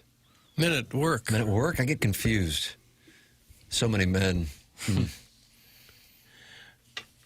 Was Men Without Hats the safety dance? Might be right about that. Anything 82 and before, I can't speak in This is 81. Yeah. So there's a little person dancing around with a flute. Am I right on that? Someone's got a flute. Someone's quite the flautist. It's TMA 101 ESPN. Shows presented by Brown and Crouppen, 10 o'clock hour, presented by Design Air, and that is where the Design Air Heating and Cooling winner will be announced at approximately 10:55 on the program. Plenty of friends gathered in the TMA STL YouTube channel. That's brought to you by Michelob Ultra, where you will see me in this Polos Plus crew neck, Jackson. Is that what it's called? Crew neck? Crew neck sweatshirt. And we're going to have some, we're working with Polos Plus on getting some TMA merchandise together. And then you can see Douglas Elvin Vaughn, Chairman Kurtz sliding into the dais as Martin heads to onboarding, and little Jackie Papers on the ones and twos. A lot of buzz about Jackson not wearing a hat today. Yeah, letting that coif just breathe, man. Yeah. That's the goal. That's the goal. Full. So hats are out for months at a time now for you? Well, no, you can still wear a hat. You just don't want to like constantly be wearing a hat, constantly be trapping your hair in that. I like that, trapping your hair. Bees in the trap. You like that bees in the trap TikTok trend? Well, when I wear a hat, I pull my hair back really hard. Yeah. That's what I was doing in 94, and in 95 I start falling out in clumps. Yeah, it's some sort of tension you put on your hairline, and that does contribute to... Does it really? Yeah. There's a... So otherwise, I would look like Quinn Snyder's opening press conference in 1999. Well, I think it's a small factor. I don't know if it's... It depends on the person, I guess. But they did an overhead shot of Norwegian soccer player Doug Erling Haaland. Is that right? He plays for Manchester. Best in the game? He's one of the best strikers in the game. He plays for Manchester City, and he always wears a headband on his long blonde hair. And they took a picture of him like 3 or 4 years ago, and his hairline's pretty normal. Mm-hmm. And now, after years of headband wear, it's a little bit back. That could just be from male pattern baldness. But how old a gentleman is he? 24 or 5. Oh, that'd be pretty early to lose it. Taking a shot? Yeah, you taking a shot? Well, you're what, 27? Yeah. Yeah, but I mean, 1995, I wasn't 27. When did you start losing it? 95. But in 94, I wore a hat with long hair. You've seen the Sigma Chi composite down there at the Zai chapter? I haven't. It's right next to the Brad Pitt one in 86. And it was pulling my hair down like what Papers is talking about. Next thing I know, 95 rolls around, and it starts falling out. Yeah. Then I'm taking girls with me to CVS as I get my Rogaine. Not an aphrodisiac, it turns out. Yeah, nowadays Thank you. They ship it discreetly, which is nice. Oh, is that right? Yeah, and they put it in nice packaging. Makes you feel better about your flaws? Yeah, it's still humbling every time I reach in that medicine cabinet. Go for it's a chewable now, so it's like chewable Rogaine? It's like chewable Flintstone finasteride. vitamins. Yeah, it's like Flintstone. All right, tastes good. Tastes delicious, honestly. What do you want for dessert tonight? How about Rogaine? Yeah, you shouldn't be snacking on hair loss medicine. I wouldn't think so. It Some still people need requires a prescription, doesn't it? Yeah. Keep that away from Martin down in Florida. Oh, I'll have my fruit salad. So as long as he Jackson has a fruit salad of pills that Martin takes. Yeah, he haphazardly goes into my room, slamming bottles down. Whatever in the bottle, he'll take it. Sharon and Clayton. Boy, there's an alliance now with Sharon and Clayton and Jackson, which means you're in an alliance with Harrison's brother Master. Well, yeah, the friend of my friend is something. My enemy. Yeah, you nailed it, Tim. Piddles is spot on. Women suffer the same problem if they wear their hair up in a top knot or high pony all the time. Ariana Grande is going to have the world's largest forehead if she doesn't change it up. That's from Sharon and Clayton, but she's in Sanibel. Down at the Sanibel Bean? I don't know. I mean, Robin Smith used to wear her hair up in a tight bun. Remember that? Yeah, Jennings Jr. top knot that she had there for years? Yeah. I wonder if that's affected her hair. It didn't seem to. Yeah, you want to limit the amount of tension you're putting on your hairline. So that's what I'm doing. Because anytime I wear a hat, I pull it all the way back. So we're trying things. I told you, full assault. I'm going full bore on this scalp. All right. I would gladly pay $1,100 per ticket for my family to attend the SLU game if that meant I'd be in the same building as Tim. I still would have nerves and probably wouldn't be able to introduce myself. That's from Jackson Stinkbug in the Michelob Ultra YouTube chat. Local broadcast hero Tim McKernan. Gosh, Doug, that's the market. $1,100 to sit in that section. That's crazy. That's insane. $1,100. Wow. I mean, holy crap. It's going to be a pony tomorrow night. It is going to be a pony. Yeah, Are you going to be able to handle, what are you going to drink? Boat drinks? Probably light beer, if I had to guess. Probably lots of light beer. Maybe a boat drink towards the end of the night. Like a victory boat drink. You know what I call it? Brown Liquor Friday. Is that what it's going to be? Oh, man. Well, I got the auction gala, Doug. Is it a gala or gala? I say gala. On Saturday.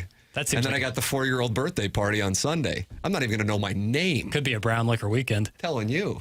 Just White Castle and crinkle cuts all over my house. And brown liquor. Brown liquor, you mean whiskey? Whiskey, scotch, bourbon. Corn mash. No vodka? Corn mash. Doug, you ever? No. Corn liquor. Maybe some White Russians. Have you ever had the White Russian? It I just don't looks know. dreadful. I don't think Not I on enjoy purpose. it. I really want to dare you with my booze. You like an Irish car bomb? That's offensive. Yeah, I was going to say. It's no good there. Yeah, it's pretty tasty. Guinness is tasty. Ariana Grande deserves her hair loss. That's from Jersey Curse Ace. I was waiting for that to come in. That people want. Why is that? Really dislike it. What the hell did Ariana Grande do? Boy, I'm out of touch, Doug. I'm just out of touch. The marketing runs for both the Wicked movies with her and Cynthia Erivo are kind of odd. It was like cringe-worthy. There's times where like a helicopter goes by and Ariana Grande starts like almost crying because like she's like, Won't they leave us alone? Cynthia Erivo is she acting or is this a... It looks like everything she does is an act. Yeah, I mean, she has some pretty serious PTSD. If you remember one of her shows in Manchester, absolutely. England got bombed.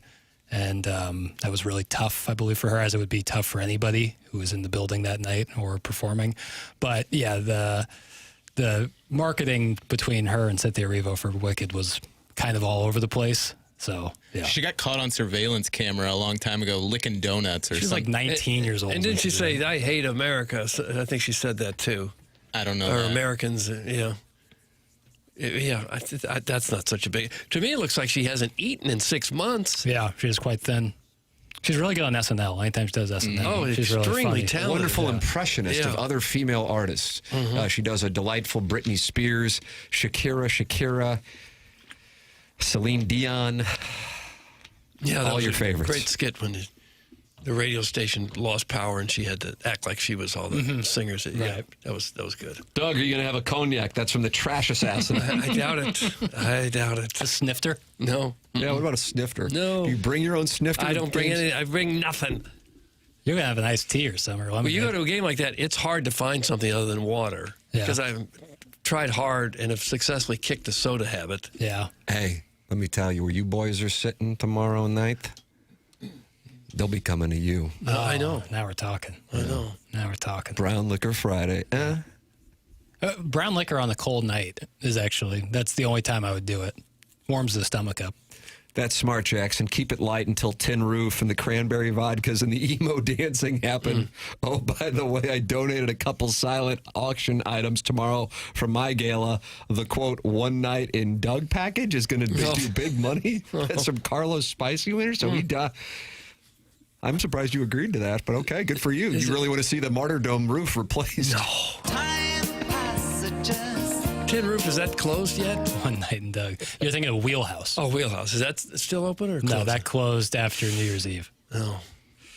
A SLU win and 80 points equals a port night. That's from Shooter McGavin. That's right, because then we will all be able to go to Shake Shack on Saturday. Oh, nice. Oh, boy, yeah, that'd be awesome. What, you get a burger?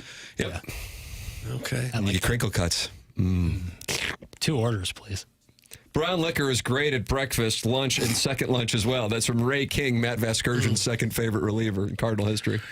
He had 2 cell phones, yeah? He did have multiple cell phones. Now, as to why, we're not in a position to. No, Kevin Gates did too. Excuse me? Kevin Gates, he once sang about having 2 phones. Doug?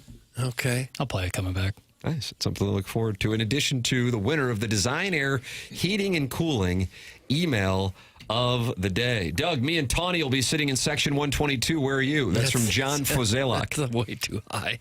I won't get that high up there. You kidding me? But you're doing your best. I like that. The winner of the Design Air Heating and Cooling email today coming up on the Stiefel dossier. If you missed anything, Matt Vasgersian was on to hold us accountable for not recognizing the difference between his favorites list and an all-time Cardinal list, which, because I am the collaborator on Chairman Kurt's TMA STL reel, now my comments, anytime I open up Instagram to see what Ella Reese is up to, I have comments attacking us for being the dumbs. Don't care. That segment was electric. That clip was electric. Don't care. I knew right when that happened yesterday if we were going to make the Cardinals do numbies. Oh, yeah, big time. The Cardinals do numbies, Doug. You like that? I don't care for that much, no. Yeah. But the Cardinals do numbies. It's about to be numbies season. We're down there in spring training. Okay. Yep. Yeah, you want to read all the comments attacking me. Timothy Michael McKernan is the Instagram account. Check it out. And TMA_STL is where it was originally posted. Yep. My Instagram is, I just looked at my, what do you call your homepage on Instagram? Is that what you would call it? Homepage. Thank you. Perfect. Doug, what do you call it? Is it your Homepage? feed? I was going to go feed. Feed, Yeah. Thank you.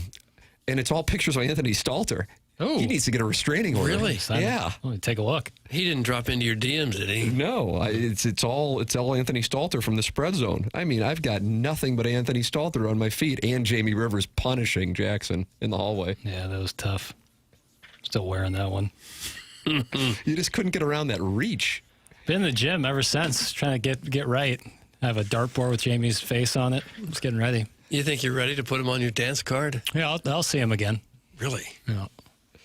After hearing you boys wax poetically about the Billikens for a while now, I finally decided to watch a few games, and I'll be damned. You were right. It's just a fun brand of basketball to watch. Good luck to SLU in a tournament. That's from the Forest Park Tree Mulch Monster. And that is why St. Louis University meets with us in alleys and gives us cash to talk about the Billikens. Right. Yep, there's ROI. They're in trench coats. Yeah. I don't even unlock my phone. I don't even Face ID my phone for less than $15,000. Damn, this guy balls at the God, you do ball at the mall. Watch the program. Talk it over on the TMA STL YouTube channel and join in with 217 other friends who are in there. Subscribe to the program like 6,480 friends have done on the TMA STL YouTube channel. It's the morning after, presented to you by Brown and Crouppen on 101 ESPN.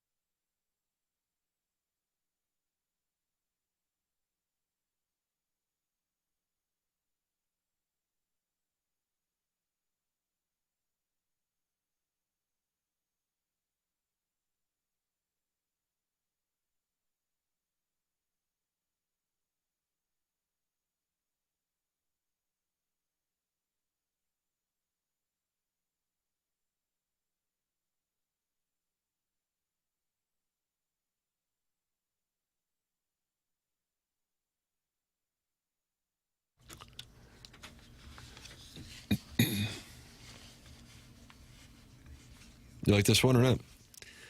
Well, if I heard that in my kitchen, I'd say it's time to check out Collier and Thompson, get a new kitchen. What a segue. Is that can I make that connection at all? It worked. No matter what music is playing, you're going to want your kitchen to look nice.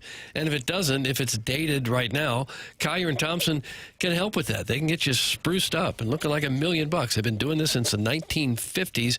Collier and Thompson has got the workers that have a combined more than 165 years of experience. These people have seen it all. They've done it all for many, many years. Ask somebody who's been to Collier & Thompson, had work done there. They'll tell you they've got all kinds of great reviews, like Patricia, hello, Patty Pat. She says, excellent quality of workmanship and products. Environment was clean. Project done on time as promised. No question that things were done right as promised. That's a biggie in this industry, because sometimes you don't really know who's coming into your house. Collier & Thompson, you got no worries about that. These are people you can trust to be in your home. They're always going to be there to back up their work. They stand behind every job that they do, and they do fantastic work. Check out their showroom on Manchester out in Baldwin. Get some new ideas. Just browse around a little bit. Look at the kitchens, the baths, any kind of room you want to do. Collier & Thompson is right there to get it turned around. They've also got their own paint department. Phil is the paint manager. No, no. You want to talk to Phil. He's got a team of 5. They can paint your house and do it the right way. It really makes a difference. With a P? Phil with a P-H-I-L, Phil. He'll be your paint manager. They do outstanding work, not just paint, customer service, appliances that they sell there, everything top-notch at Collier & Thompson. Come home to quality online at collierandthompson.com. You know, they're not happy with us for all 4 hours. Yeah. But I didn't expect this one. Doug, this is from Loudon, the boy governor of Baldwin. Baldwin is a boy governor? Loudon. Okay. And he says, you guys talk Koepka all today? It's easily one of, if not the biggest sports stories of the day. That's from Loudon, the boy governor of Baldwin. Not sure if it's in the top 10. No. Okay, he's teeing off here, and I think about an hour at Torrey Pines. Is it with Max Homa and Ludwig Aubert? Am I right? I don't know who he's playing with. And that's the biggest sports story of the day. Doug, your thoughts? It's the biggest sports story today is the guy's playing golf today. Well, I mean, it's his return to the PGA Tour. Okay. Jackson has audio. Brooks always enjoys doing media. Here it is, Loudon, the boy governor of Baldwin. And then lastly, your record in the majors the last couple of years has not been all that great. And it made me wonder. Putting it out. Well, it's right there in black and white, buddy. Yeah, I know. Don't I know it? You're the one that shoots it. Gosh, this is aggressive. God almighty. I kind of liked it. This guy needs to come to St. Louis because the media in this town is soft. It's an embarrassment. Both the frauds. You're the one that Tiki, shoots. Are you coming back to football because you miss it, or are you coming back to football because you just had a big failure in broadcasting? That's another aggressive question. How did Koepka answer that? Did we get the end of that? It's not been all that great, and it made me wonder. Putting it out. Well, it's right there in black and white, buddy. Yeah, I know. Don't I know it? You're the one that shoots it. Oh, that was the end of it. Did he have a question there? He just wanted to point that out. I think there's a question after that. Was that? Do you think that was a friend of his? Maybe. It seemed like there was a rapport. Yeah. I would agree with that, because otherwise, Brooksy might have been so cavalier. It's almost like it was another golfer or something that would ask that. Yeah. That he was friends with. Brooks Koepka is the GOAT. Today is a special day. That's from the White Collar Gangster. Okay. I like Brooks. Doug, he won the PGA Championship at Belle Reve in 2018, Yes, and he'll he have did. a chance, perhaps, to return and win here in 7.5 months for the BMW. Hello again, everybody. Okay, well, hello.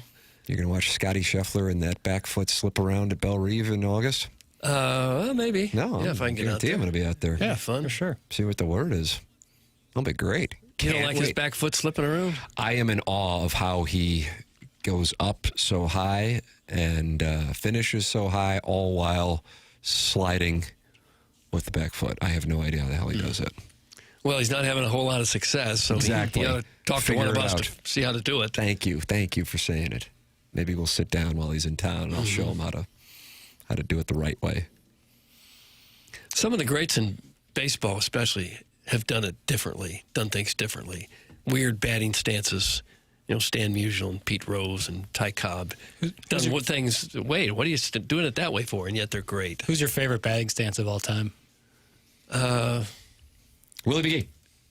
Maybe Willie Stargell twirling the bat. He had everybody in that era in the late 60s, early 70s would come to the plate and start windmilling their bat around. He was fun to watch. We talked about the MLB The Show video game earlier with Matt Vasgersian. Yeah. So when you're making a player in that video game, you can pick from thousands of batting stances, and it's a great rabbit hole to fall into because they have them really accurate. Is that right? Really? It's really fun. My favorite, Ken Griffey Jr.'s. That's a nice play. It's a beautiful swing. It's a beautiful Him and Will swing. Clark, forget about it. A lot of swag up to standing straight up. I like that look. Craig Counsell had an interesting. Oh, yeah, that was weird. And he got Mike Matthews in Game 3 of the 2001 NLDS. Am I right on that?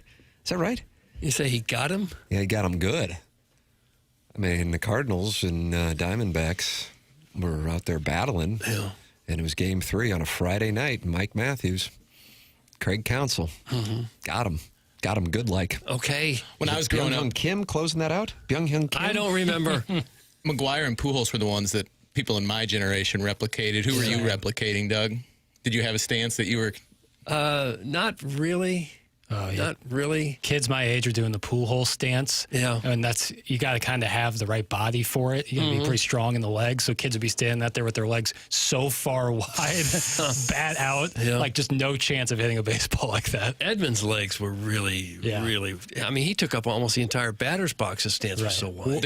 The Sheffield waggle. Yeah, Sheffield. I love the Sheffield waggle. The Babe Ruth one, when you were playing that video game, you see his legs are so tight together. It does not look athletic at all. Like, that's a guy who hits 714 home runs. Doug, what about Joe Morgan's chicken wing? Yeah, that was good too. I like that a lot. Didn't the Wizard do that too? Nobody did. Ozzy did like a maybe, thing? yeah, maybe a little bit, but nobody like Morgan flapping his back elbow as hard as he did. Who was the Red Sox guy that didn't have his hands together? Kevin Youkilis. Yeah, he would squat. Carl Yastrzemski used to bat with his bat straight up in the air. And Mickey Tettleton would hold the bat like parallel to the ground. But then right before they're ready to swing, they all look about the same. It's not where you start, it's where you end up. They all got it the same spot right when they ready to swing. Guys, I replicated Ron Gant's batting stance and it ruined me. That's from Eric in the Central West End. Okay. You can talk about your downfall by texting it in at 314-399-9646. Doug, who is hotter, Craig Counsell or Skip Schumacher? I don't know. I don't rate them. Oh, similar players, maybe similar careers. I'll take Skip. Yeah, I'm on Skip. I'll take Skip. Nice. As being a better player or being hotter? Both. Oh gosh. Okay. And Skip seems like a delight. Not to say that Craig Counsell isn't, but from all I've heard, Skip is a delight. Oh yeah. You know what he is? Baseball man. Yeah. He's a baseball man. I remember we had him on TMA, and we got done with the interview. I go, that guy's either going to be a broadcaster or a manager, because that's when he was playing, because he was spitting knowledge. And he was fine. He's like, okay, I know you guys play grab ass, but I got a little knowledge. You know, you want to talk about Kyle Loesch's fist? That's fine. Have Loesch on. I'm here to talk about ball. I'm a ball knower. Yeah, it's funny. A friend of mine, guy I went to college with, Eli Letterman, who now does recruiting news for ESPN.com. He helped Ben Hochman write that book about the 2011 World Series. And he interviewed Skip Schumacher and said that Skip was just driving down the PCH in California and spent an hour and a half talking to him about baseball. Oh, God He's bless. like, I used like 3 minutes of it, but he was like just down to talk about baseball for however long I wanted. So that was awesome. Shout out to Eli, shout out to Skip. Whitey Herzog threatened to fire any coach that tried to change Willie McGee's batting stance. That's from Mo Green's glasses. Yeah, if it's working, why would you change it? Amen. It's like Jim Furyk's swing, Doug. He's got like that hitch. Weird. Real, odd. All right, get involved in the program. Text in, call in. We're going to have the Design Air Heating and Cooling emailer winner announced at 10:55. You can also talk it over with Walrus King and Martin's Wildcat Agenda in the Michelob Ultra YouTube chats. TMA 101 ESPN.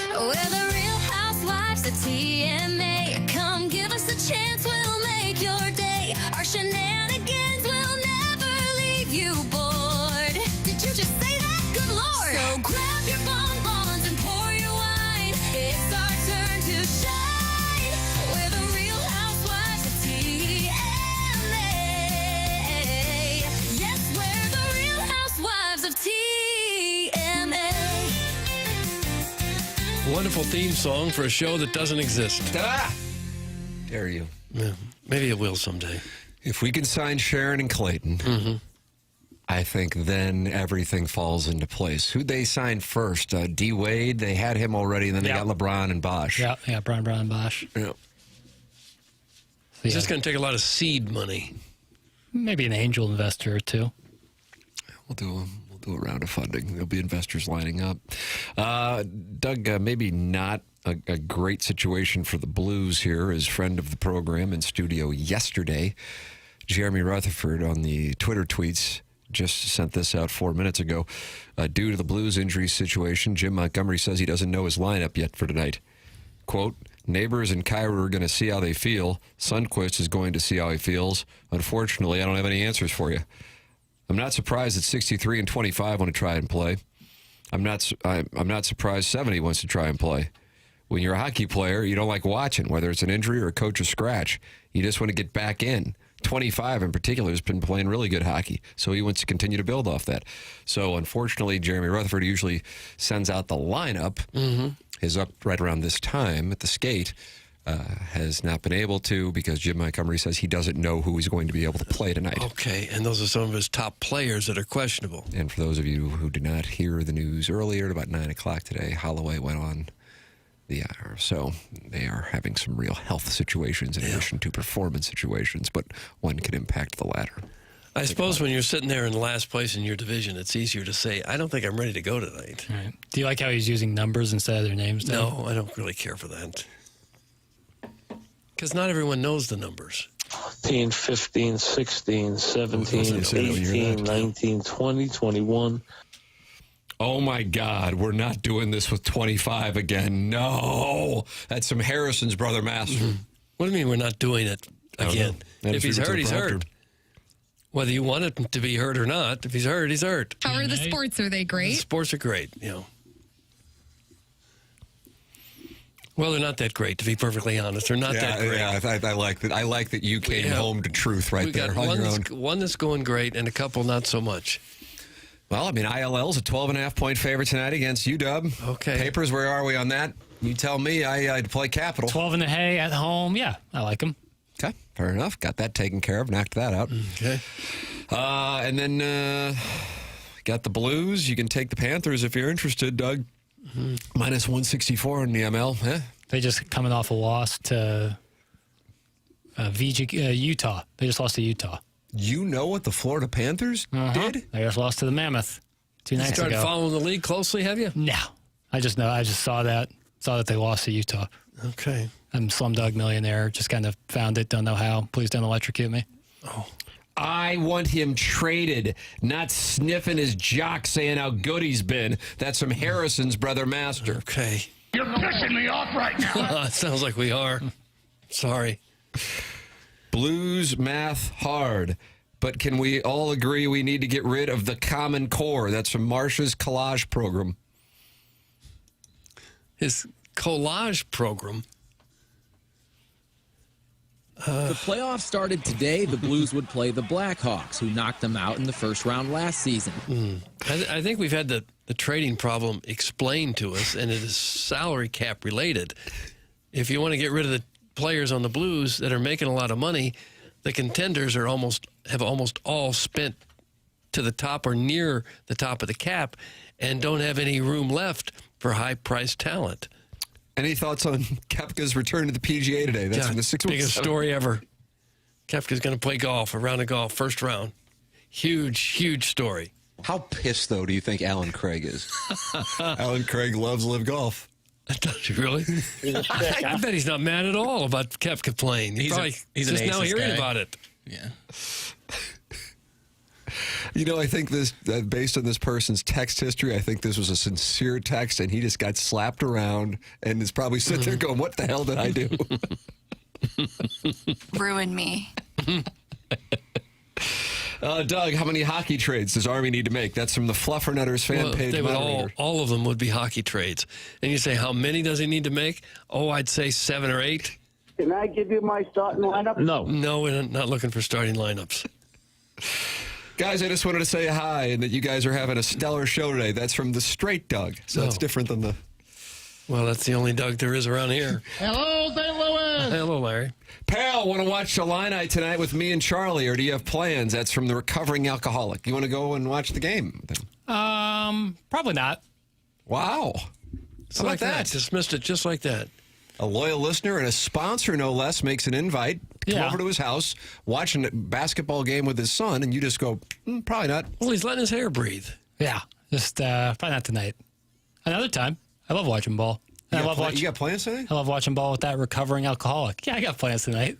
Good for you. Because he knew that I was looking for the tell, and as opposed to trying to give me that baseline behavior versus the bluff, he just said, you know what, I fold. That's what he did. Yeah, well, good players fold. What are you doing tonight? Gonna go to a bar. Oh, a cocktail lounge. Yeah, well, that's fine. TMF, guaranteed, huh? My business. It's my business. Wow, something's going on here. Huh. Well, how'd he frickin' die with this guy, huh? Banging them 2 at a time in Little Rock. How about you, Chairman? You got plans tonight, too? I'm just hoping to be awake by like 8 o'clock. That's right. You get up so you're rising. I'm in a weird spot with my sleep patterns lately, and with it getting dark so early, I'm ready to shut it down early. And you're getting up at like 2 in the morning? 3:09, first alarm goes off. Why? To work out before everybody else gets to the gym. Mm-hmm. It's a tough time of year. The resolution crowd is there. Most of those go in the afternoon, but I've noticed that crowd thin out.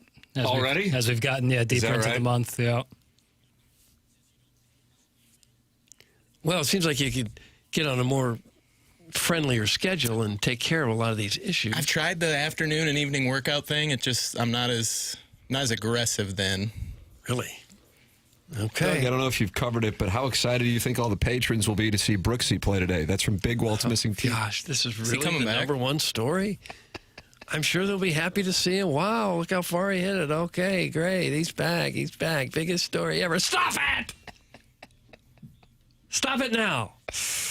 I hope BK and Ferrari will do a hole-by-hole update because he will be on the tee at Torrey Pines. Is he playing the South Course or the North? I don't know. I think the North Course is the more difficult one. Am I right, or is the North Course you got to score on because the South is so probably tough? Yeah. All right, we'll have the winner of the Design Air Heating and Cooling email of the day, and we'll get an update on how Brooks looks on the range momentarily. This is TMA 101 ESPN.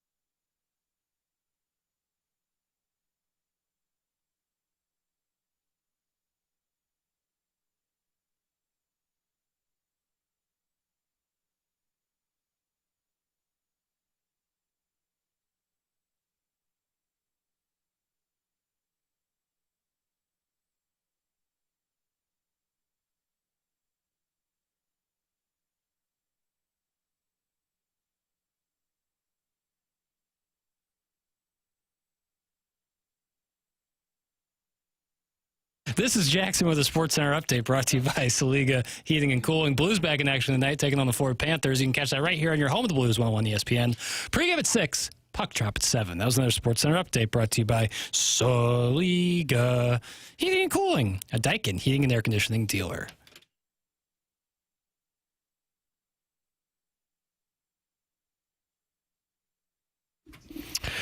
Well, if you're tired of always waking up feeling exhausted, if your dad bod is starting to weigh on you, you're finding it hard to get excited about basically anything, if your energy, focus, and drive aren't what they used to be, it might not be that you're just getting older. Good chance your hormones and metabolism are out of balance. So this new year, let's get back to the old you. That's where Mentality comes in. They're not a macho, low-T bro clinic. They're human-centered, and their mission is to figure out what's really going on in your body and your brain. Mentality starts by listening. And they're going to run real labs and explain your results in plain English and then build a personalized, science-backed plan using hormone therapy and FDA-approved peptide treatments to help get your brain and body back on track. So stop telling yourself and everyone around you that you're fine. Right now, all new patient labs will be covered in your treatment plan, and that's a savings of $250 right out of the gate. Reclaim the old you, the younger you, with Mentality. Schedule your appointment now at lowtusa.com. That's lowtusa.com, LOWTUSA.com. All right, here we go, Doug. Design Air Heating and Cooling. Email of the day, the email of the month competition, the greatest promotion in this show's history. Seth Goldcamp of Design Air Heating and Cooling says, I'm going to give away a $10,000 HVAC system to the winner of the emailer of the month. And you can read all the rules at 101ESPN.com or TMASTL.com. Right now, with 2 emailer of the day winners to be announced today and tomorrow, Buck Swope and Alan Dadeville are tied with 3 wins. A number of listeners have 1 win apiece, so they're still alive. Jackson Burkett, who has plans tonight but won't tell us what they are, has the winner. Another first-time winner. Who is it? First name Isla, last name Faynell. It's the win. Wow. Another lady has won. And so that means if Buck Swope or Alan Dadeville win tomorrow, they win the $10,000 HVAC system. If the incel from the other end of the couch wins tomorrow, we go to Monday with a 3-way playoff. Oh, would have three wins? Wow. Yep. Okay. Yep. That's it. That's all who's left to win. And if anyone else wins tomorrow, Buck Swope and Alan Dadeville will have a showdown on Monday. Unbelievable what we have got going on. Really? Gosh, you just want 24 hours from now to get here. Yeah, right. Like we could fast forward. Like in the movie Click. Adam Sandler? Yeah, these guys probably do. They're probably pretty excited. The morning after at InsideSTL.com. Only one of 3 people can now win it. The incel from the other end of the couch, Alan Dadeville, or Buck Swope. The morning after at InsideSTL.com. Congratulations to another lady emailing in. Her name is Isla. Was that it? Mm-hmm. Yeah, Isla. Congratulations to Last her. name Vanell. Her middle name was Faye, and her last name was Nell. Congratulations. BK and Ferrario are coming up next. For Jackson Burkett, for Chairman Kurt, for Martin Kilcoyne, for my brother Kevin, for Douglas Elvin Vaughn. I'm Tim McKernan. This has been The Morning After, presented to you by Brown and Crouppen on 101 ESPN and the TMA STL YouTube channel from the Stiefel Studios.